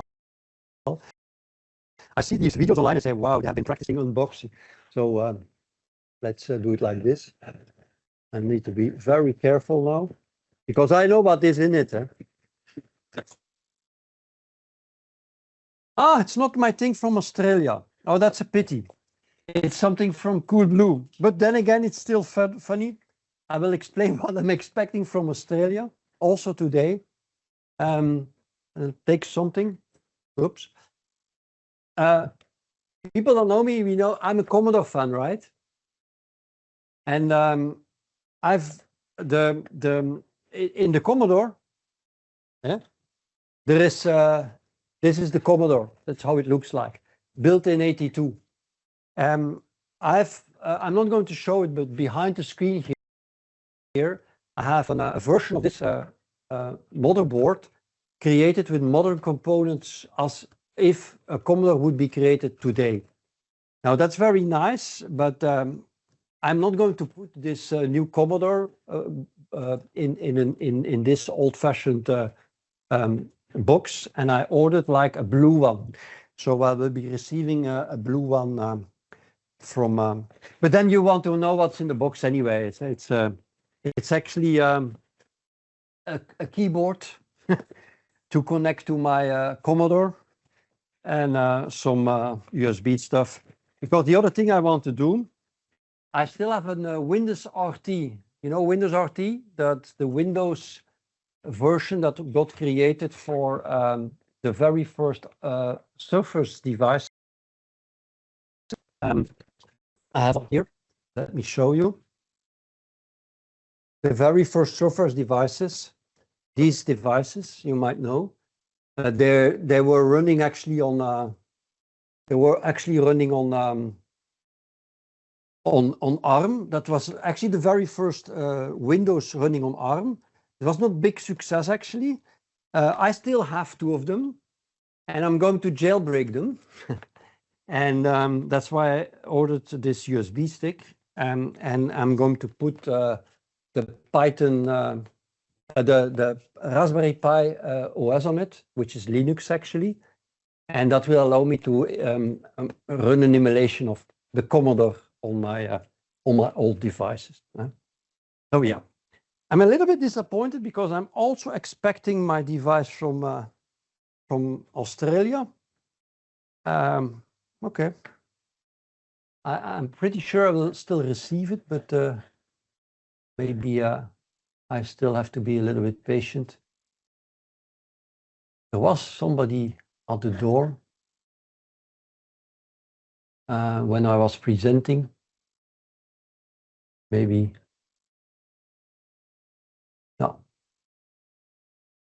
No, it's not yet delivered. Okay. Voilà, this was my break. we still have 4 minutes. It's so grappig. Yeah, who's saying so?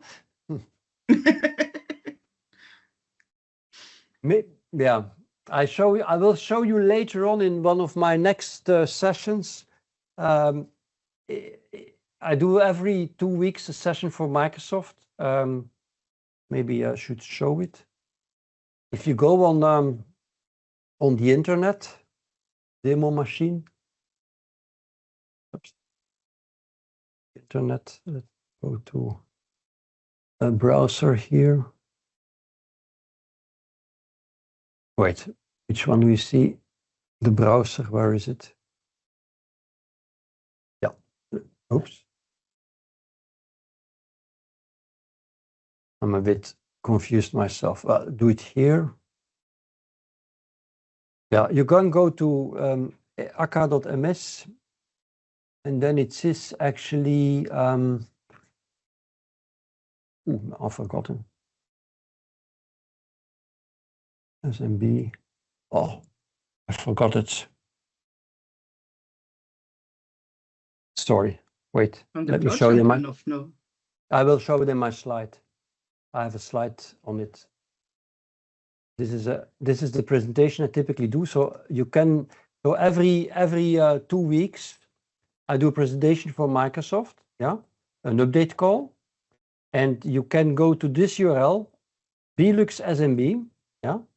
And the last session is next week on June the 20th, is the 17th session of 1 hour, where I update people, you partners, about the newest news from the Microsoft world in all domains. And I've been doing that every 2 weeks from Microsoft. There will be a next series also in August another 20 most probably, but I'm going to inform people about that in the last session. And in these sessions, I might then maybe show my computer from my box from Australia. That being said, yeah, this is also a way to do a break, right? We can continue the slides now. It's we still have a few seconds to go, and then we can continue with the presentation. Just so that you see it. Let me switch to quickly DC. This is just the keyboard, yeah, and this is actually the modern version of the Commodore built actually 1 month ago. Oh. And it's yeah, in the Commodore world, this is the Valhalla. This is what everybody wants active in the Commodore world. And I've had to wait for this one 2 years. I ordered it 2 years ago. Yeah, 2 years ago. And I received it 2 weeks ago. And I still need to configure everything. And I will use other keys, other case. I will make it a little bit how we say it. If you have a car, what do? And you pimp it. I will pimp it with nice colors.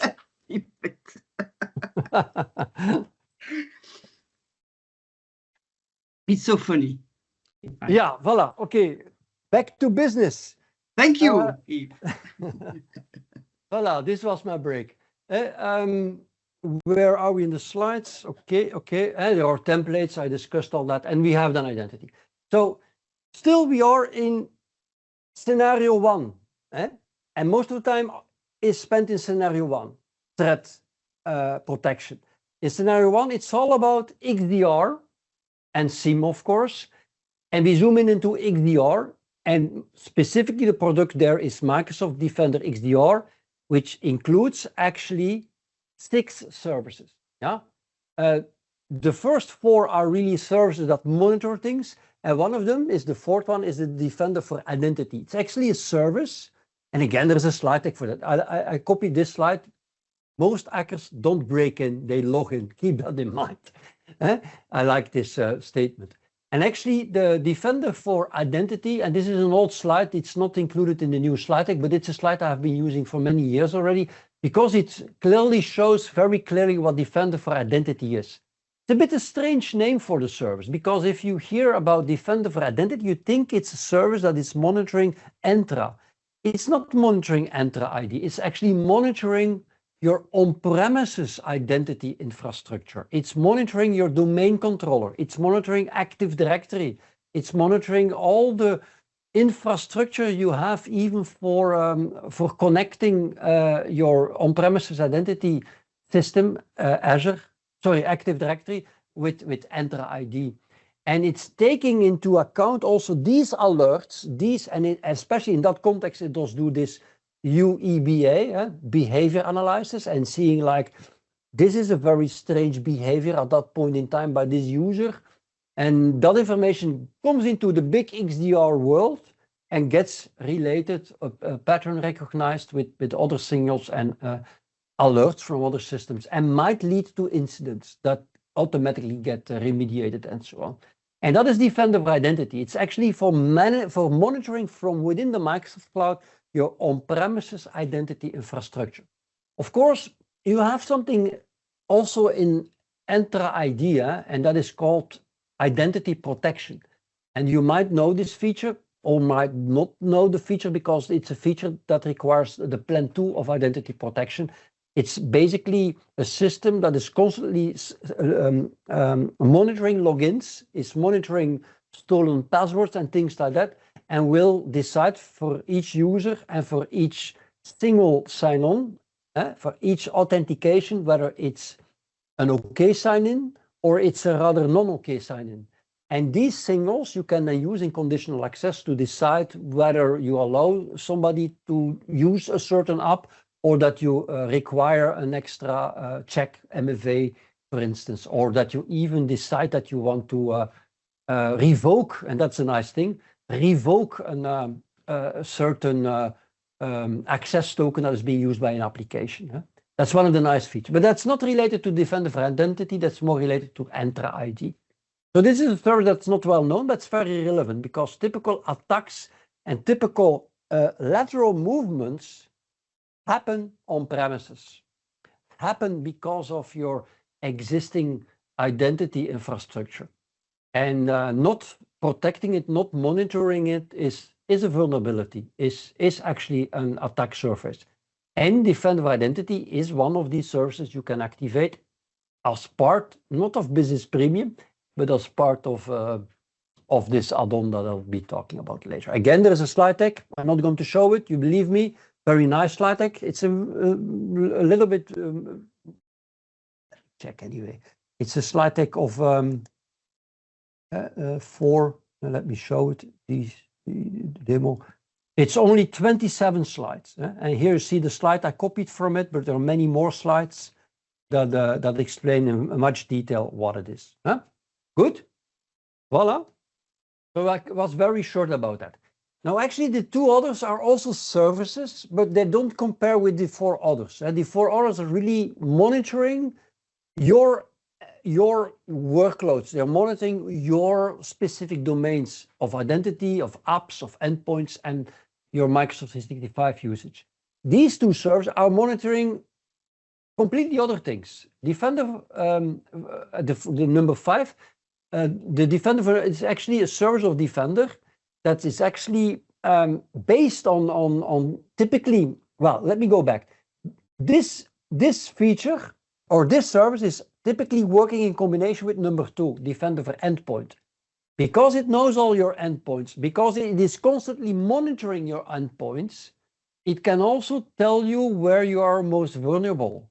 And also remember the attack paths and so on, but it tells you exactly what your vulnerabilities are and what you probably should do to protect yourself better. And that is indeed, and then this is one of the slides that comes from the deck actually on that specific topic. I'm not going to read it.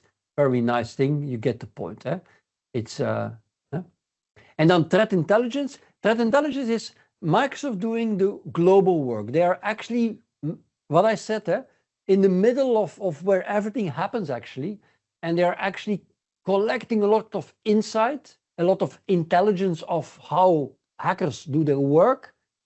And what Microsoft does is they share that knowledge through Defender Threat Intelligence. That's a feature of the Defender XDR portal.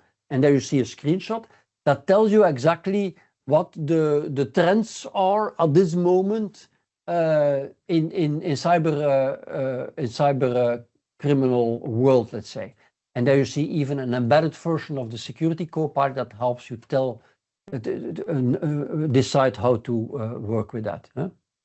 Then the portal, okay, there are many things in the portal, and I put also the link here to the, if you didn't do the exam, the SC 900. So if you didn't do it yet, I would absolutely recommend you doing the exam.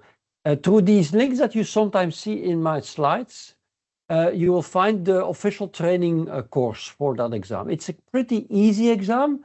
The only challenge with that exam is that it's about so many topics as you feel today. You don't need to know much about it, but yeah, there are so many topics, and yeah, if you're really new to the space, it can be quite, prepare for the exam will typically take a lot of time, while the exam is really easy, let me tell you that. And I sometimes give this course, and that's a link to the slides that I typically then use. The portal, it looks like this. You have and there is, as you can see, Copilot integration if you want to. I'm not going to discuss that. It helps you, because the idea with Defender XDR is that it collects all these insights, these alerts. It does do pattern recognition. Based on that, it creates incidents, and the Copilot can help you to interpret the incident and tell you in human language what you might want to do next, and might give you links to MITRE ATT&CK to and even describe what you see in MitraTAC in human language. So that is what this embedded version of Copilot Security Copilot does. I'm not going to do a real demo, but this is again the slides I used to use the screenshot I took of demos that I did do, a few, easy 2 years ago, but still they still go. The first thing I will show, this is the old version of the portal, when it was still called Microsoft Defender Portal, and you typically go there through security.microsoft.com, but also the URL got changed, I think. But it still works. If you go to security.microsoft.com, you end up on this portal. And the first thing I typically want to explain is that you can customize the portal. And that's what you see here. If you go to the Defender portal, you will actually see that it's a portal where many things come together. Indeed, the Defender for Cloud Apps, the Defender for Office 365, the Defender for Endpoint, Defender for Identity, and the two others, the threat intelligence, the vulnerability management, it all comes together. And you can actually customize the portal to make sure that you, in this case, I'm customize the navigation. This is the same portal, but another one, but still an old one. It's just to introduce the concept of a secure score.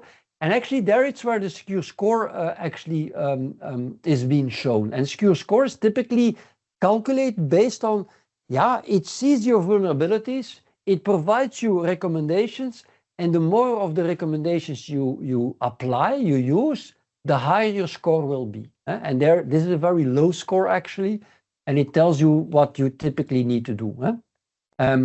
For recommendation, it tells you very specifically what to do, and so on. MFA, of course, it's an easy one. It tells you the implementation, and it's exactly, this is an old screenshot, but exactly in this context that the Copilot becomes really useful, not only in explaining you in even more human language what you see there, but even offering you to do it for you. So where you say, well, do it for me, help me doing it. Let's start doing it, and you help me doing it. See? So it makes a lot of sense to have a security Copilot next to you. Not just the documentation, the steps that you need to follow, but really a Copilot helping you to do it. Typically, it shows you a history of your score. It even allows you to compare with others. It tells you for specific recommendations also what the history is, so you can see the history per recommendation. That's all kind of stuff you see there. You can filter, of course, and things like that. Okay, there is much more to tell about, but again, finally, so we discussed threat protection. Finish. In threat protection, the main topic is Microsoft Defender XDR. It's about 6 services. We discussed all of them. Now, as part of Business Premium, you have a lot of the functionality as part of that license. Unfortunately, typically only the Plan 1 version. Now, that's why Microsoft introduced, and there's the link, 2 months ago, the add-on, the E5 security add-on. It existed already before, but it could not be used on top of Business Premium. The add-on on top of it. Now, what does it do? Here you see a full detailed summary of it, what it does. For Entra ID, for instance, it introduces Plan 2. So the identity protection I talked about, like giving a score to every sign-in and every user actually, so that you can use that score as part of your conditional access.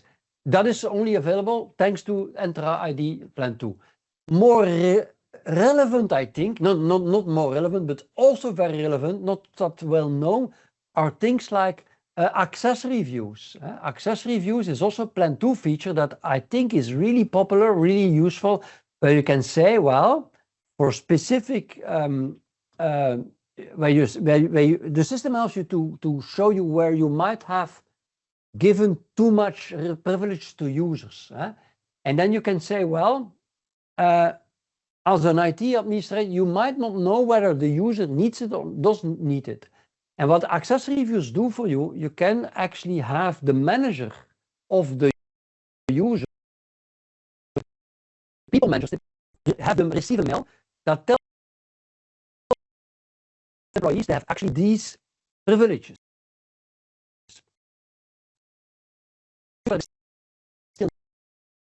These are really that might be harmful if they don't need them. It's part of your attack surface, and then the people manager needs to decide whether or not, and make them more responsible also, and at least also aware of a risk, and give them a responsibility on the risk. That is access issues. There's a lot more to talk about.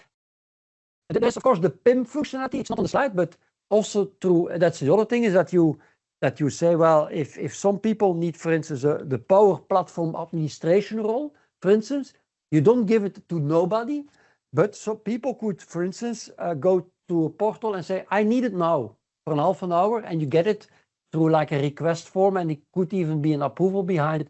These features actually help you to do governance basically on your identities and manage basically the life cycle also. So that's an example. Defender for identity.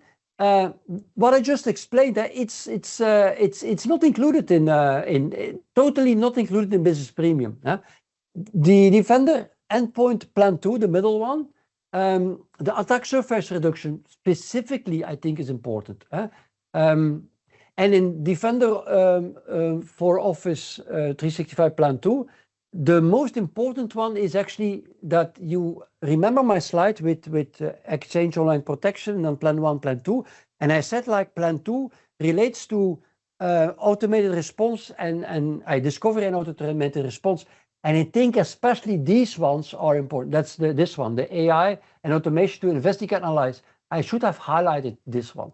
And of course, the cyber attack simulations, for which you probably use third-party tools. It's one of the Plan 2 features that is also being available. And then Defender for Office, for Cloud Apps. Remember, the discovery part is included in Business Premium, but the policies, all the other, the more rich features that I showed through some screenshots is only available in Plan 2. And there your focus should be not so much in the discovery, but much more in the creation of policies in combination with conditional access, which is part of Plan 1 of Business Premium. So this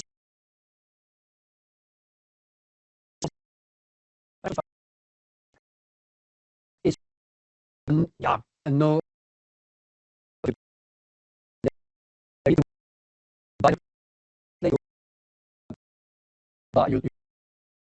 It's 12 euros. So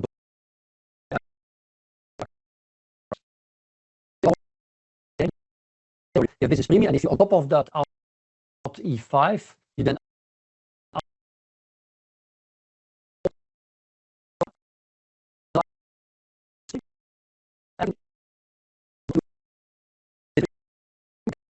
included if you add the add-on. And there again the same story with a little bit more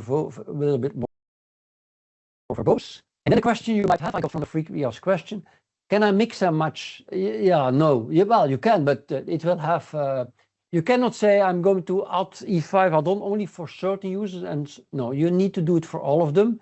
Otherwise, you will fall back to the feature set of the Business Premium. Here you see it once more. That's the middle one. That's one of the add-ons. And the point with this slide is that the other add-ons that I typically want to recommend is this one, especially this one. Maybe, well, probably this one is not something you typically need for all the users, but it's very related to the next domain, the next scenario, data protection. And that's where you will enrich what you have with Purview on top of what you have in Business Premium. This slide, and I'm not repeating it. Same thing for inside.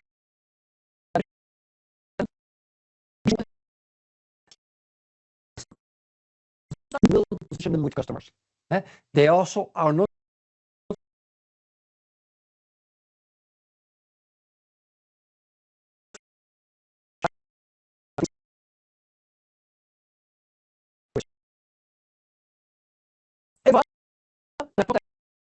so you might say, whoa, we still have only, what is it, less than 1 hour, and we only did one of the 6 scenarios. And now we already start with the second one.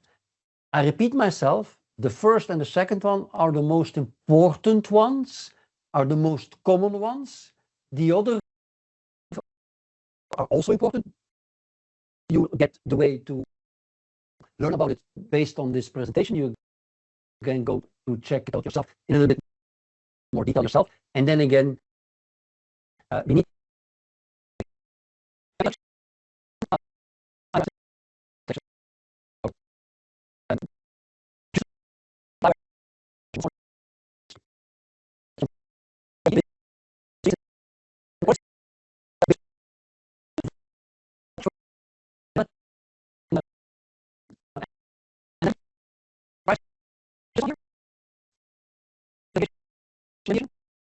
I was actually not aware, to be very honest with you, that it's part of Business Premium.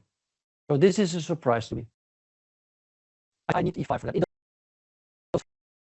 See all the other things, access reviews, and entitlement management. I discussed that the entitlement management also are also part of E3. So keep that in mind. This is actually a good slide. I like this one a lot. And actually, this slide is also a nice one. I'm not going to discuss it, but actually here you see, remember one of my slides where I showed the typical attack path, hackers thinking paths. And I will show this slide twice. This is the first time. And in this version of the slide, I only show the top part of the story. The top part is completely related to threat protection.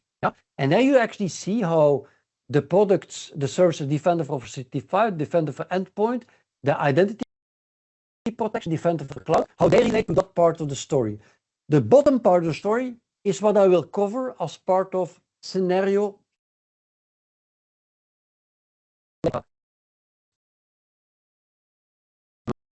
About to do.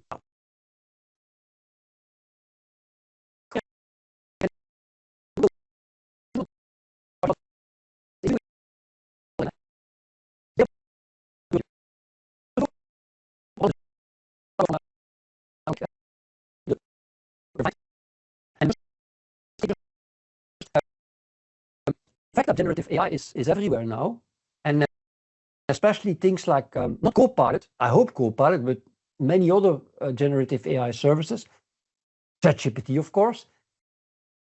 All nice, but the problem is it's part of your attack surface. And it's a very dangerous tool, especially if with your identity, especially with your identity, hackers have access to it. And that's the reason why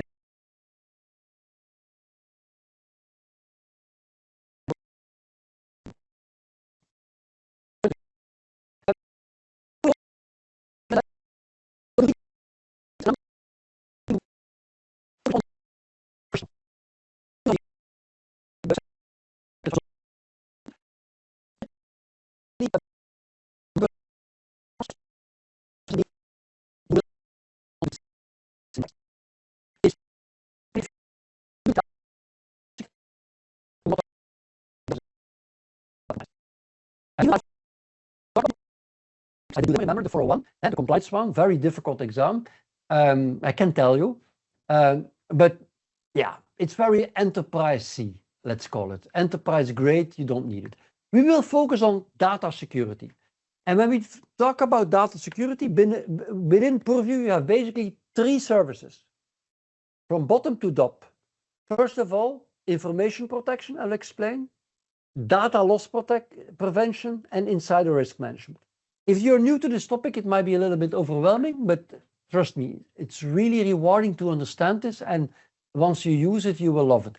A lot of this functionality, especially information protection and data loss prevention, are partly, but with a lot of features, partly available as part of Business Premium. Keep that in mind. Very important. Remember my slide that there is an add-on not just for security, but there's also an add-on for even more things that will cover the full feature set.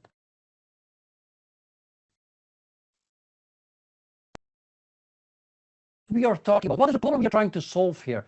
There is, first of all, the external risk. Data is compromised. Some identities are stolen, and once identities are stolen, yeah, they can exfiltrate data. That's an easy one. But there's a lot of internal risk. For instance, a malicious insider, somebody really doing that because he's paid for it to steal data and to copy it, or he's fired and he copies data and he is giving it to a competitor and he puts it on a Dropbox. Another example is, and that's a very good one, you don't have any malicious intent, but you talk to ChatGPT, you upload some PDF what you're about to launch without any intent, but at that moment in time, you're actually sharing data with a public service that is not taking any commitment on how the data you share will be used. Yeah? Or the last one, a user that is really getting fired, he's frustrated, and he actually destroys data. And you could do that, eh? Destroy files and destroy them. Because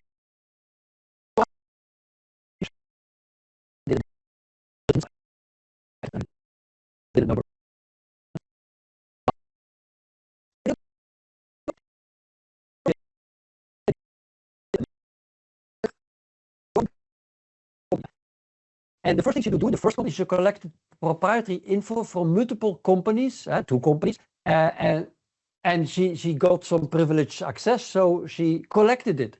And because of the fact that there is no protection, they don't use public, but you're not aware of it. You are not even aware of the risk that this could happen.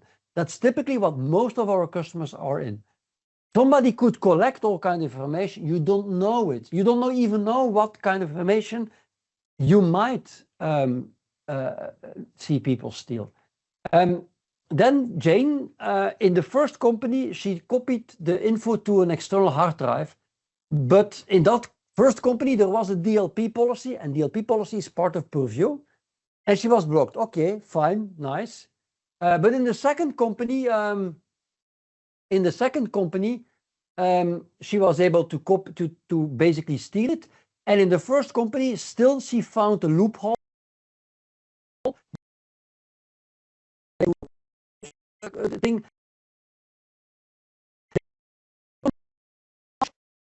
She used a cloud app, yeah, a third-party cloud app, where she somehow was allowed to do it. And there was no monitoring. There was no DLP policy in that got triggered. This is again a typical thing that most of us, even in our own companies, could do because it's not monitored. It can happen, and it can be without malicious intent, but it could also because of a hacker taking identities and doing it with you. If she copies to an external hard drive and in another company, she's actually going to a new company and she's copying files from a previous work. Well, she was granted some trust in the first company, and it is abused, yeah, it's and then she might have a discussion with a colleague, and she even threatened the colleague of whatever. She did have a discussion, and this discussion could happen on Teams, and these things happen actually. I have no stories. But if you don't have a system that sees that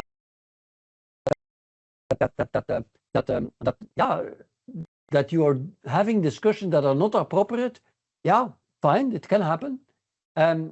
She might even delete data just to hide traces of that she was copying things. But first of all, because yeah, the data was not being seen by the system as sensitive, and since you don't have a protection mechanism for data being deleted, yeah, it can be deleted and you will not even know it. So these are typical problems. And what this slide deck typically tries to do is explain all the features that the system provides to help you work with that. And let me go to the next slide. And the slides are not I don't like them too much. I understand the slides because I know the topic quite well. But if you not know the topic quite well, it's maybe too difficult to learn. But the point here is, again, you have 3 things. You have information protection, you have data loss prevention, and insider risk management. Information protection is basically about a system that is out of the box capable of recognizing sensitive information, that allows you to specify your own sensitive info types specific to your industry or specific to your company, yeah? So that the system is also capable of recognizing specific data types. And the nice thing is, once you have done that, and it's all possible with Business Premium, you can say, well, for this kind of business type, I want to have automatically a label applied that encrypts the data and that adds a lot of rights management features, like this file cannot be printed, this file cannot be this, or this file can be not that. And you set up rules. That's information protection. And typically what you then see in Outlook is that automatically when you start to type words, that it recognizes a certain product name, that a tooltip appears, say, well, we recognize that you start to talk about something for which we have a policy, meaning that this email will now be encrypted, and this email cannot be including it in the toLine an external user. That is what you do with information protection. Yeah? With data loss prevention, you actually can create a policy even for files for which that are not labeled, that you actually recognize all kinds of behavior and actually block things at runtime. Information policy is about you predefined labels, you create labels, you make people aware that they can manually label things, you can automatically label things. It's all prepared. With data loss prevention, you can create all kinds of policies that intervene and see that things happen and in real time block things because of the policies. And inside the risk management is actually something you use typically in combination with data loss prevention. With inside the risk management, you can actually create all kinds of rules for the system to recognize malicious behavior or recognize suspicious behavior. And based on it, you can say, well, if this happens, I want to label that activity of that user at that moment in real time as very risky. And how it comes, that information you can use, as you will see, of course, in the conditional access, but also in a data loss prevention. You can say, well, this specific DLP policy only applies for risky activities. And when is something risky? Well, that depends on how you did configure the system.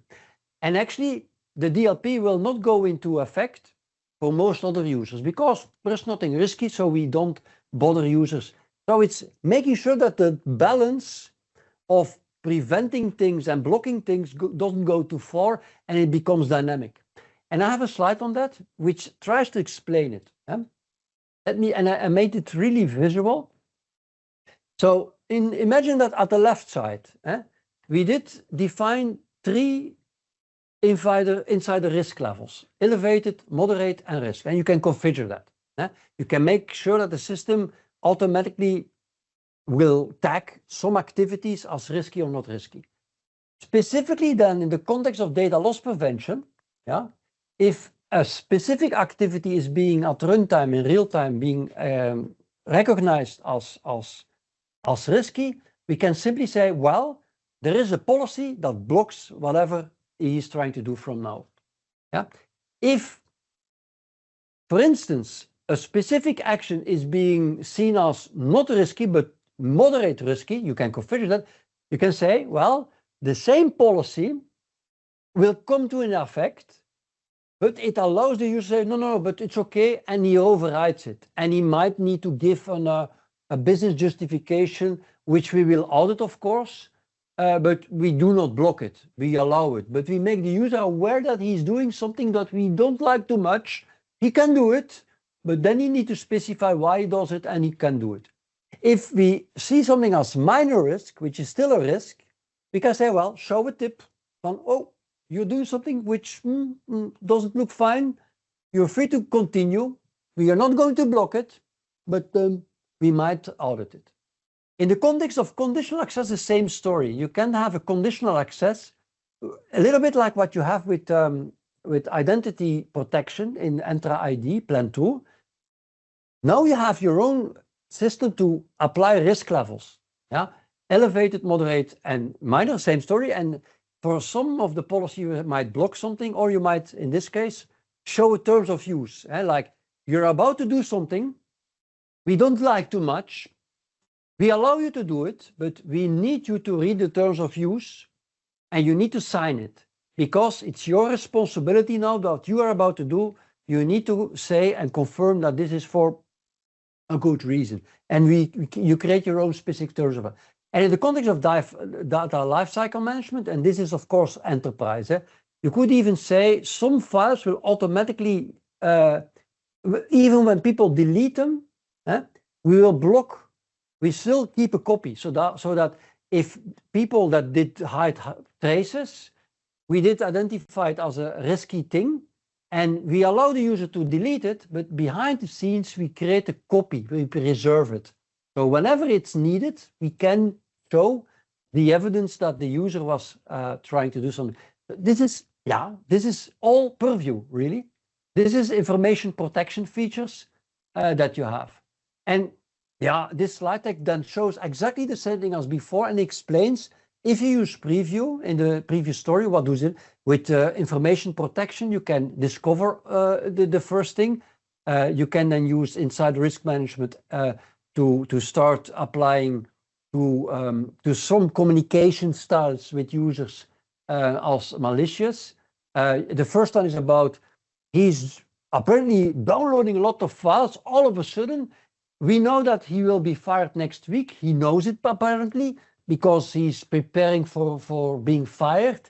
And voila, we have insider risk management doing his job. And there it comes.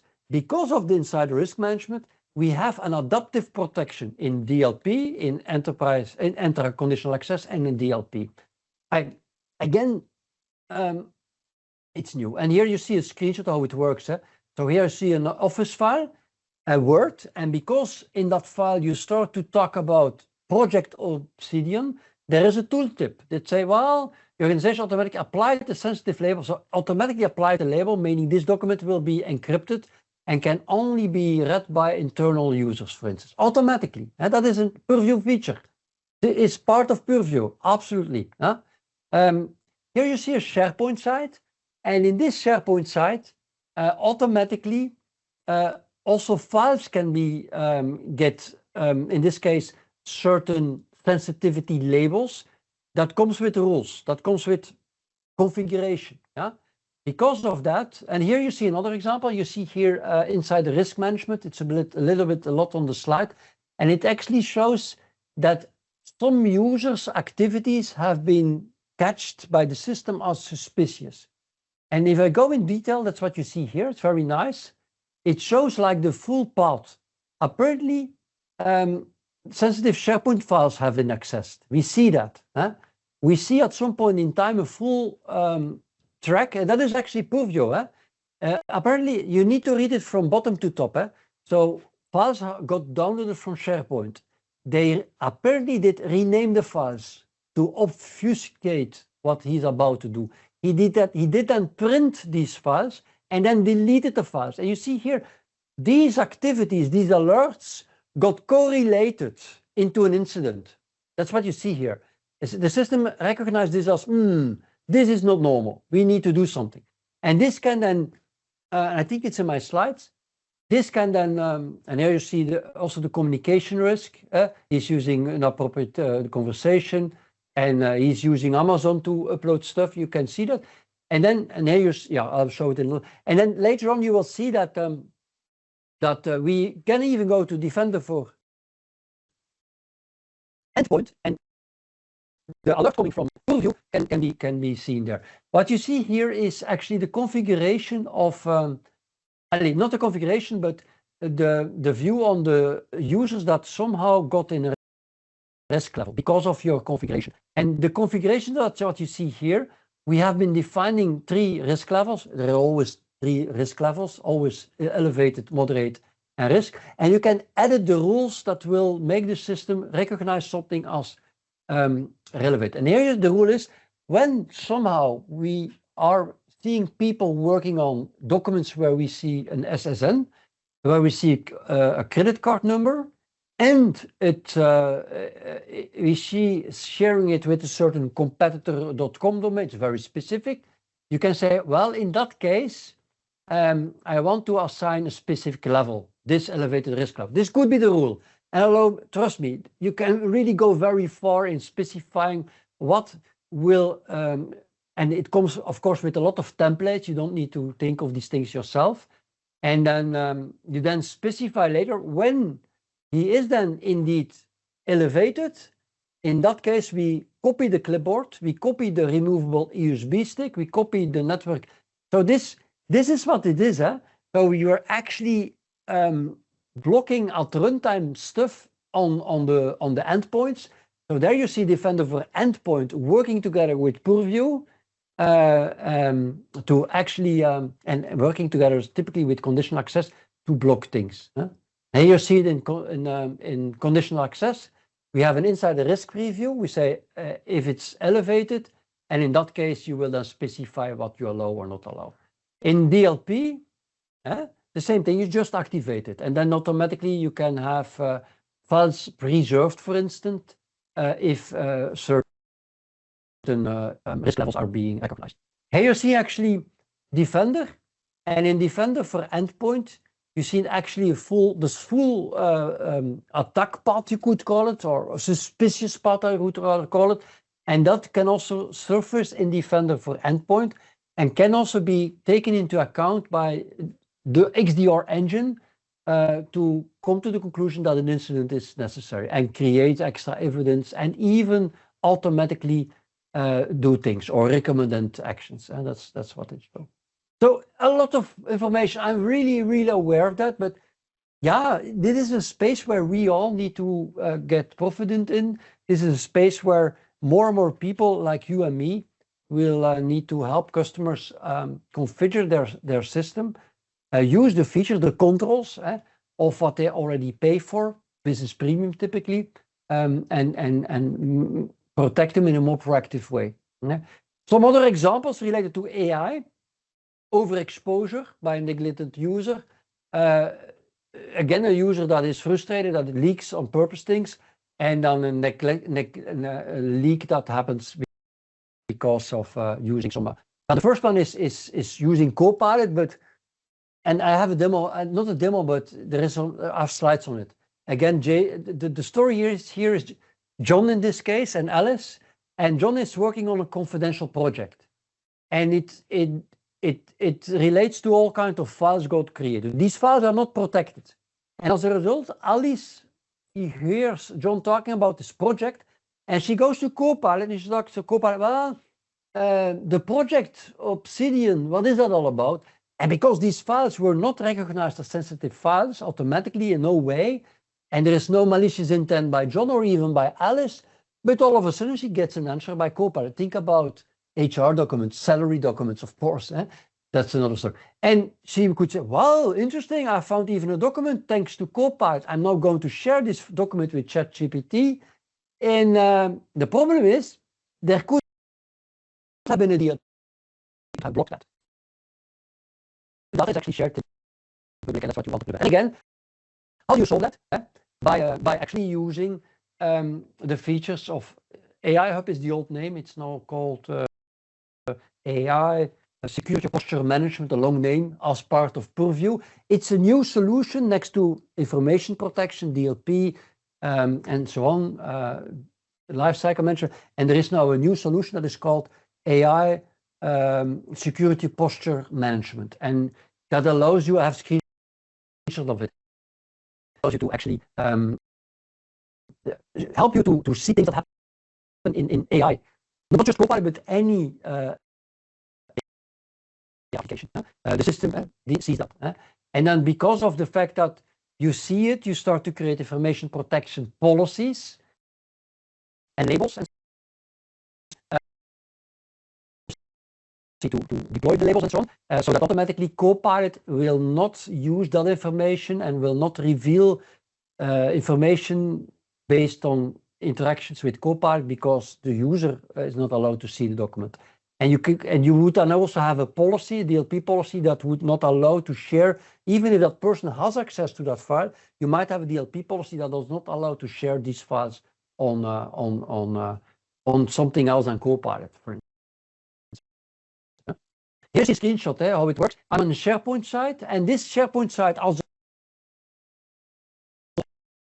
or the document library, I don't know, has been configured that everything that goes in there automatically gets a confidential security label. Yeah? You could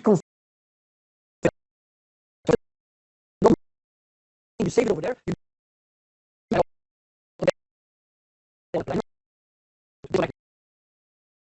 On USB stick, the label is there, and the policy will apply. Now, the point is, if then Jane or Alice, I don't remember, starts to talk with Copilot and starts to ask question of Project Orbezion, she will simply get an answer, go back, that I'm sorry, but I couldn't find any.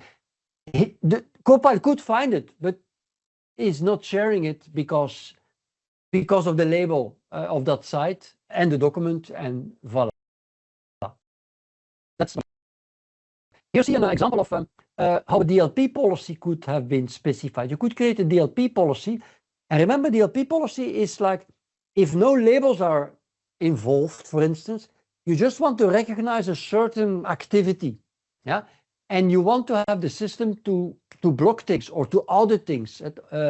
Typically audit, but at some point in time block things, and you can go very far in what you want to block. For instance, you want to block that the file that is being recognized as a system, as an Orbezion project, and you might say, well, even if the user has rights to use it, he cannot share it on ChatGPT. You can block it by using these kind of DLPs. Here you see a Word document. Because the word Orbezion is in it, automatically there is the policy tip that the automatically a sensitivity label is applied. And as a result, if you try to, that's what you see here, you copy it, you put it in ChatGPT, that's how it looks like, you paste it, and you actually get a message that you're not allowed to do that. So we block things in the session, basically, of a third-party application. This is the AI Hub, which got renamed to AI Security Posture Management.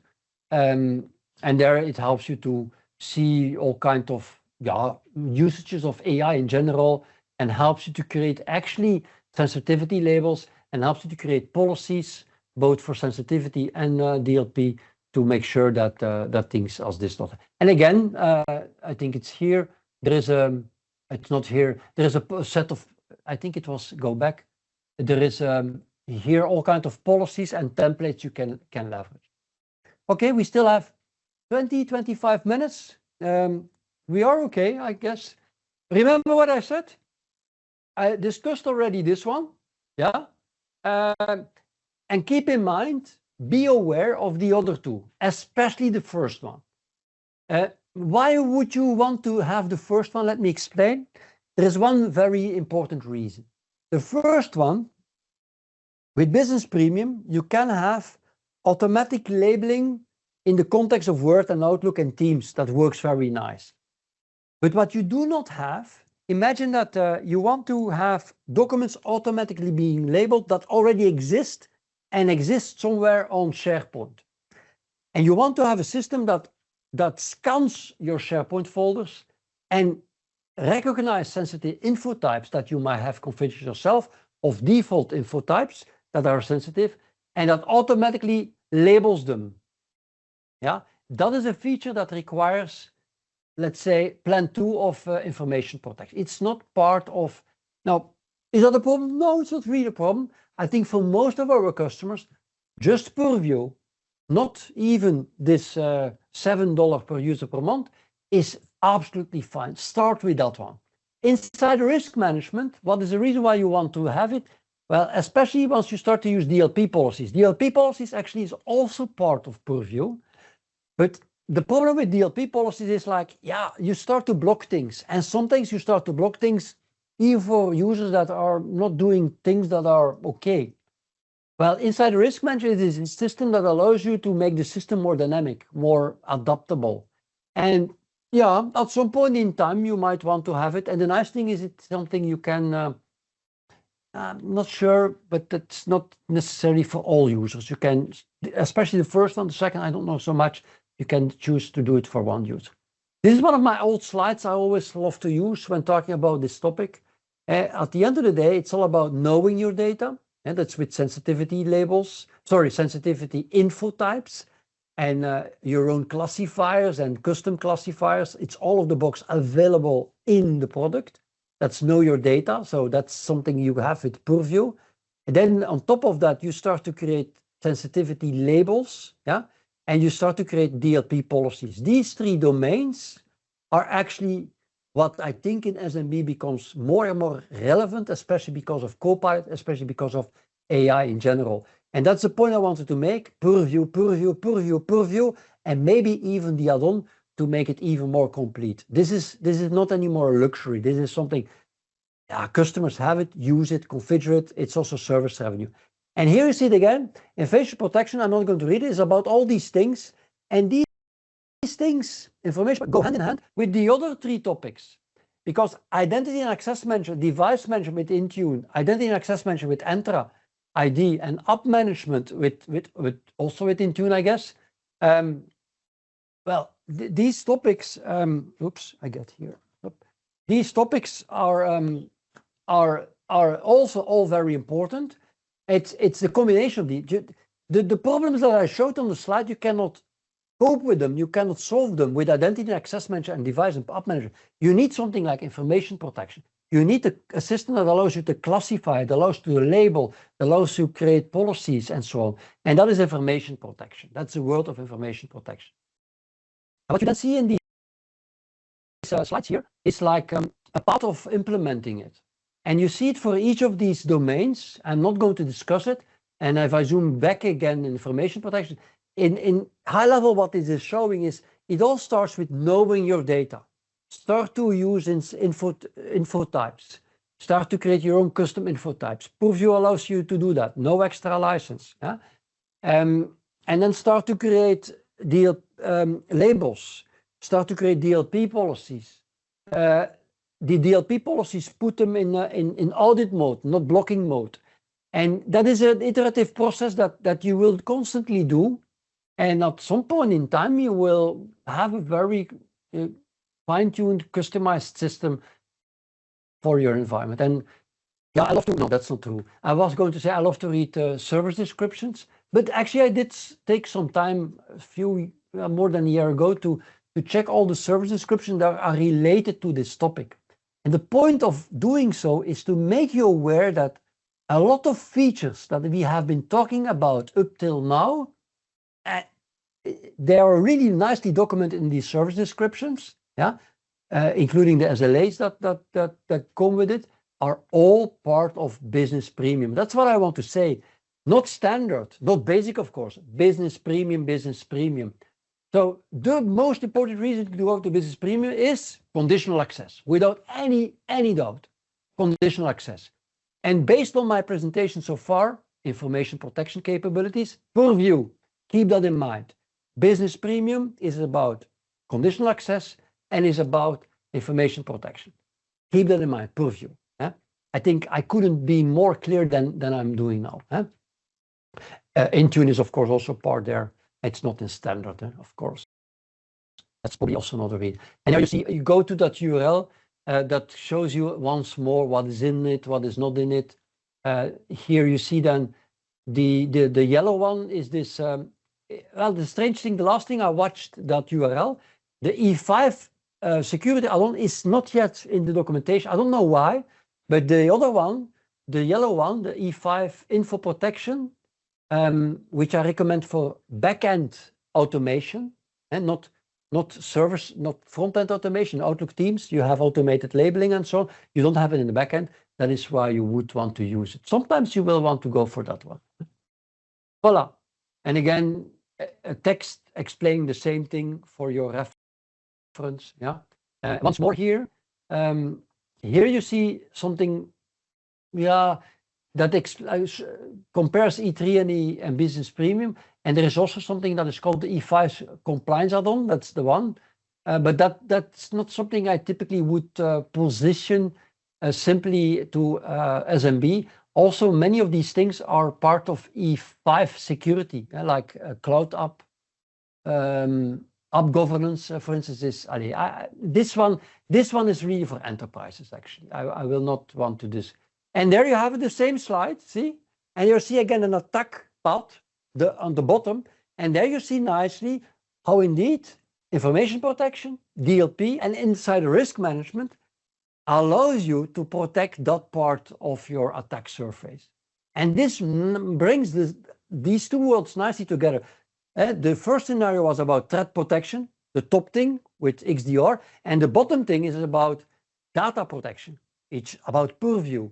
And remember, these two also talk to each other, and that makes it so nice.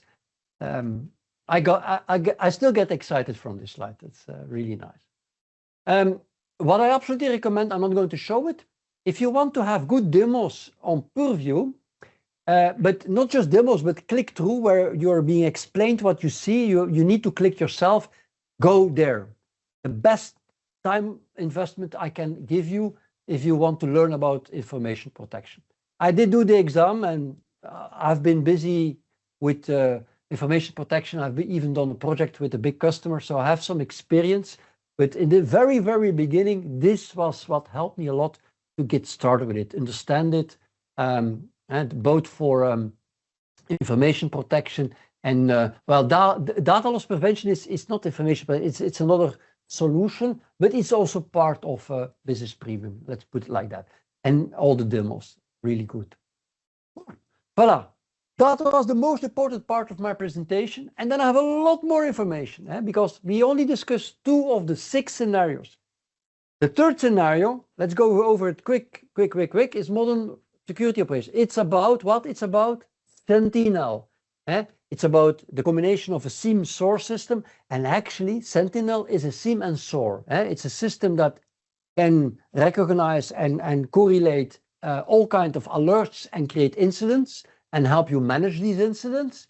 And it can even automate responses. That's what they call SOAR, security orchestration and automated responses, or what I put there also automated investigations and responses. That is typically what you can do with Sentinel. And actually the SOAR part is typically what you implement with logic apps, if you want to know. You cannot do that at the XDR level. It's more like a black box. But if you want to create your own automated, your own custom automated responses, that's what you would implement, for instance, with logic apps, or in combination with many things I'm not going to discuss. Some slides in English. You need to collect, detect, investigate. Some explanation. The link to the training resource about this for the this SC 900 exam. And this is interesting. Just to give you an idea, the idea of Sentinel is that you connect with many systems, and the more systems you connect, the more you have a system. And of course, Sentinel is free. I mean, the service is free.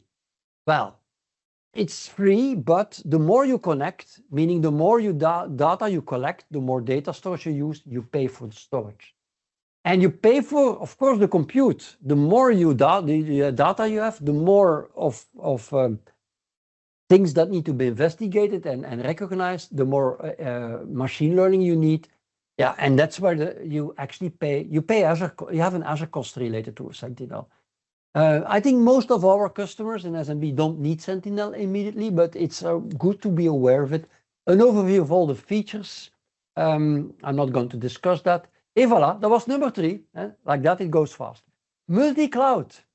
Multi-cloud is actually about, if you ask me, most importantly, it's about Arc, but Arc is not a topic of today.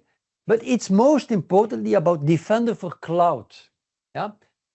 Multi-cloud is not just about things you have running at Amazon and you have running at Google. It's most importantly about things that you have running in your own data center. Yeah? And by using Arc, you actually make everything you have been running somewhere on premises or some co-location, you make it available, you make it visible into Azure as if it was running in Azure. Yeah? And how it comes, that's an Arc story. It's not immediately related. But once you have this visibility, this observability from within the Azure world, you can now use Defender for Cloud. And Defender for Cloud is actually a service. It's actually kind of an XDR service, basically, also, that then can monitor all your workloads, not just in Azure, not just in Amazon and Google, but most importantly, through Arc in other data centers, and start to collect insights, intelligence, alerts,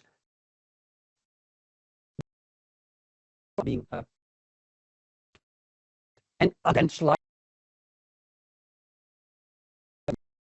three things. The reduce risk, and it's really about the posture management. It's about if you deploy a Linux machine on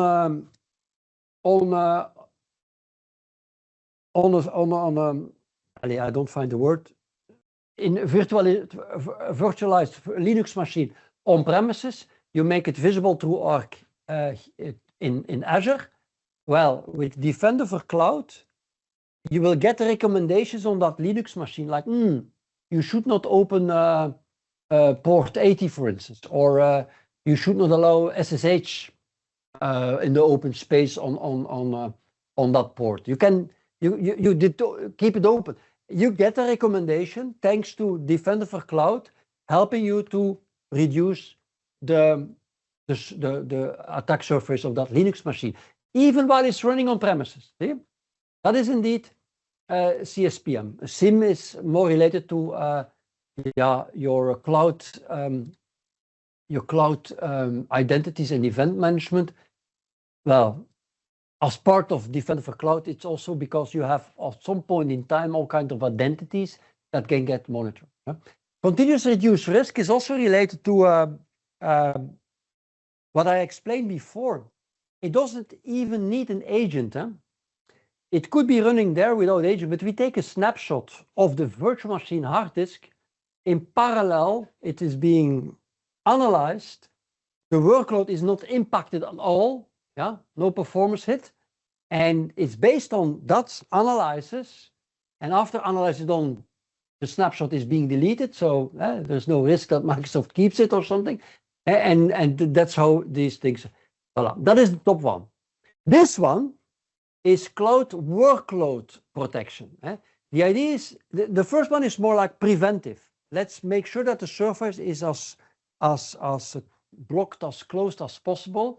And this is about, okay, you run SQL Server, you run containers on Kubernetes, you apparently use Azure backup. All these things can be monitored as a workload, specific workload.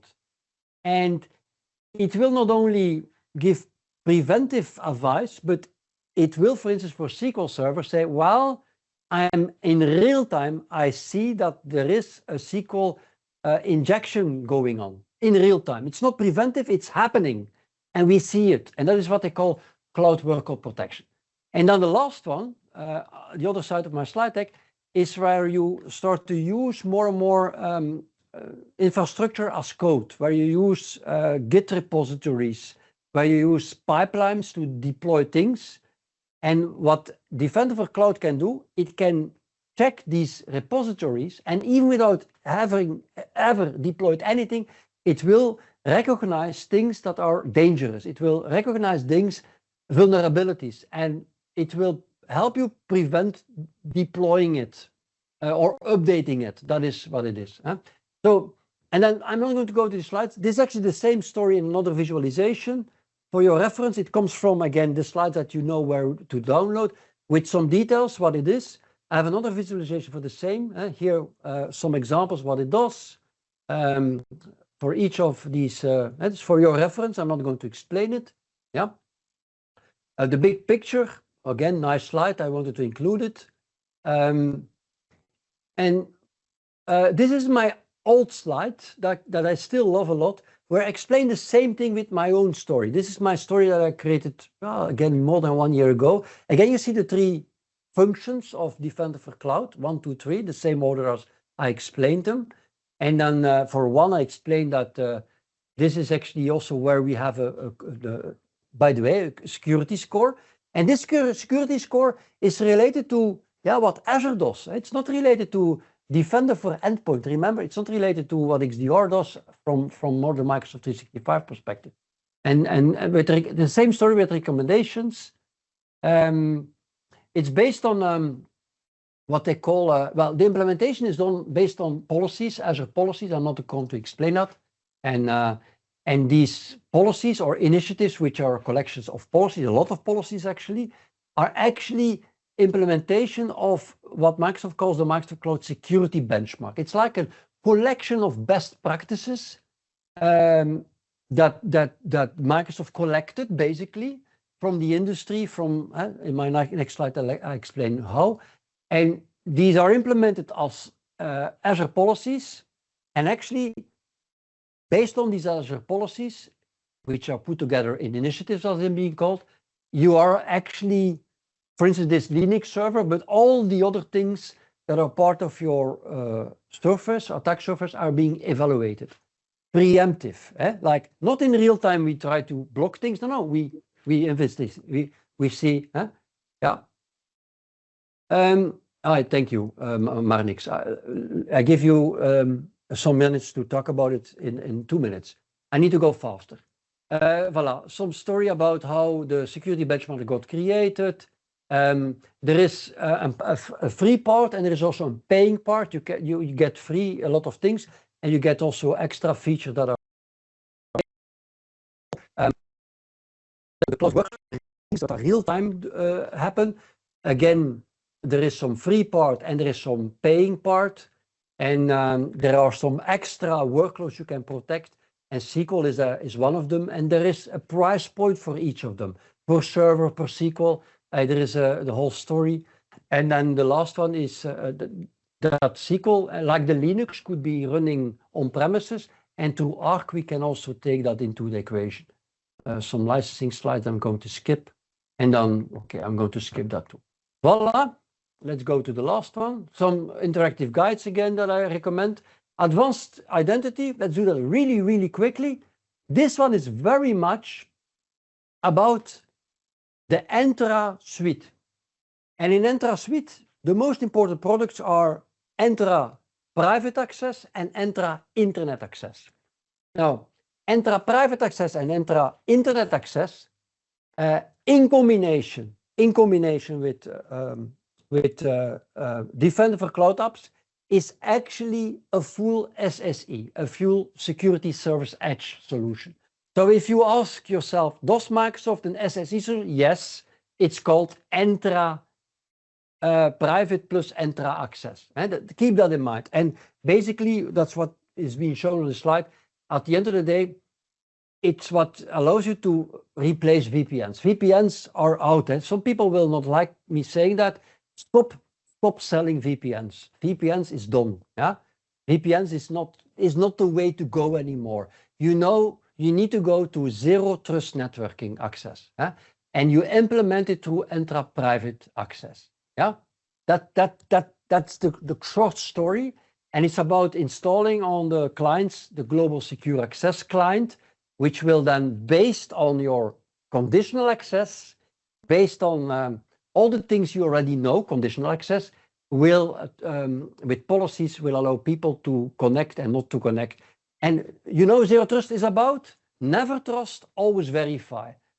VPN is about, I'll check your password, okay, you're in, and you do what you want.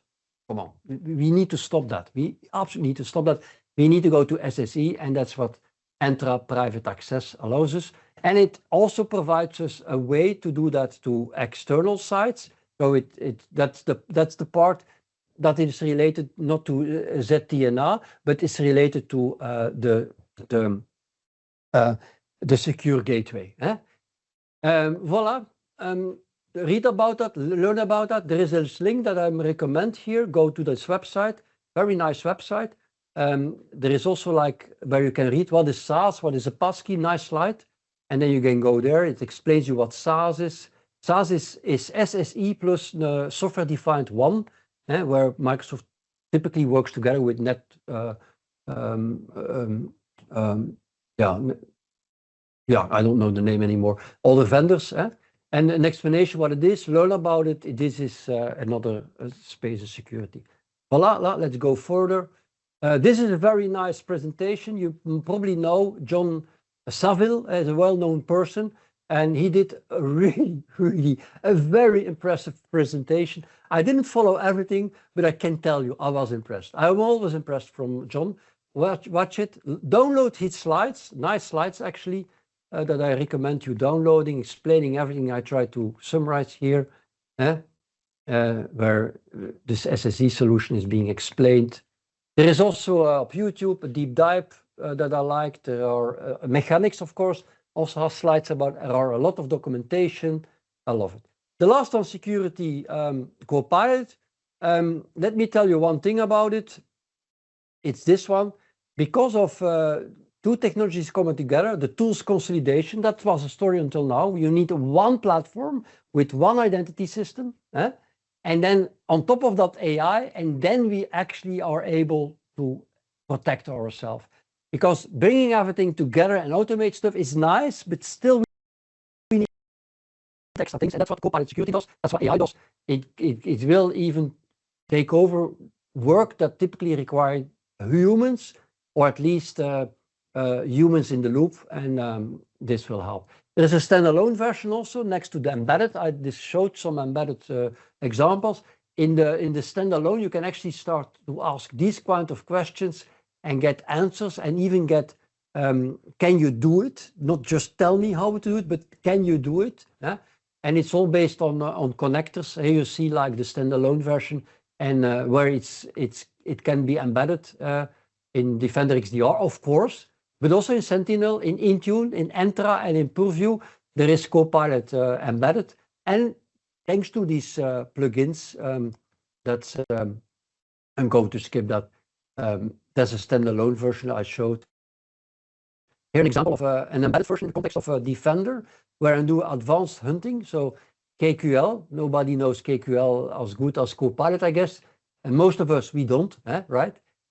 This is clearly something where KQL can be created by Security Copilot. It's right, it's right written for you, or you can write it yourself and have Security Copilot corrected. Really nice, really nice. Voila. I'm going to, well, this is the last slide, maybe important. Check out the link.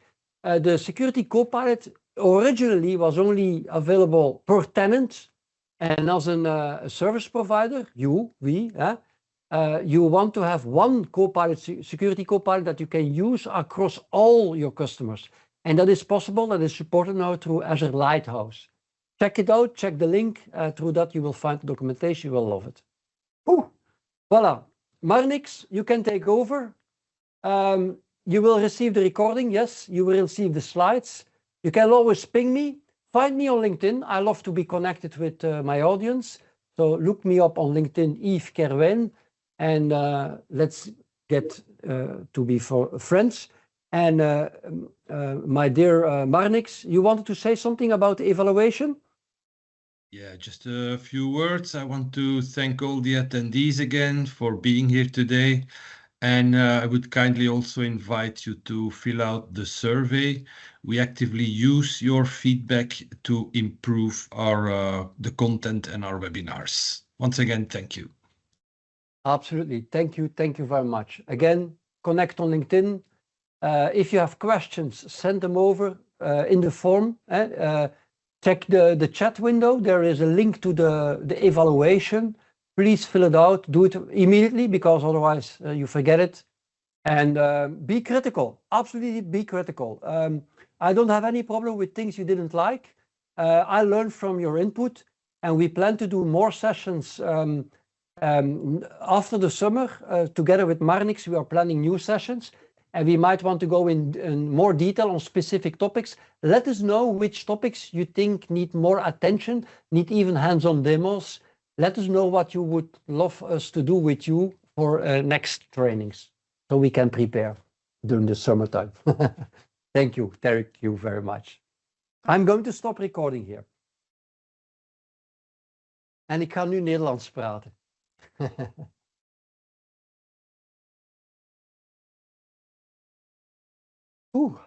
Daar ben ik moe van. Maar niks. Ik heb de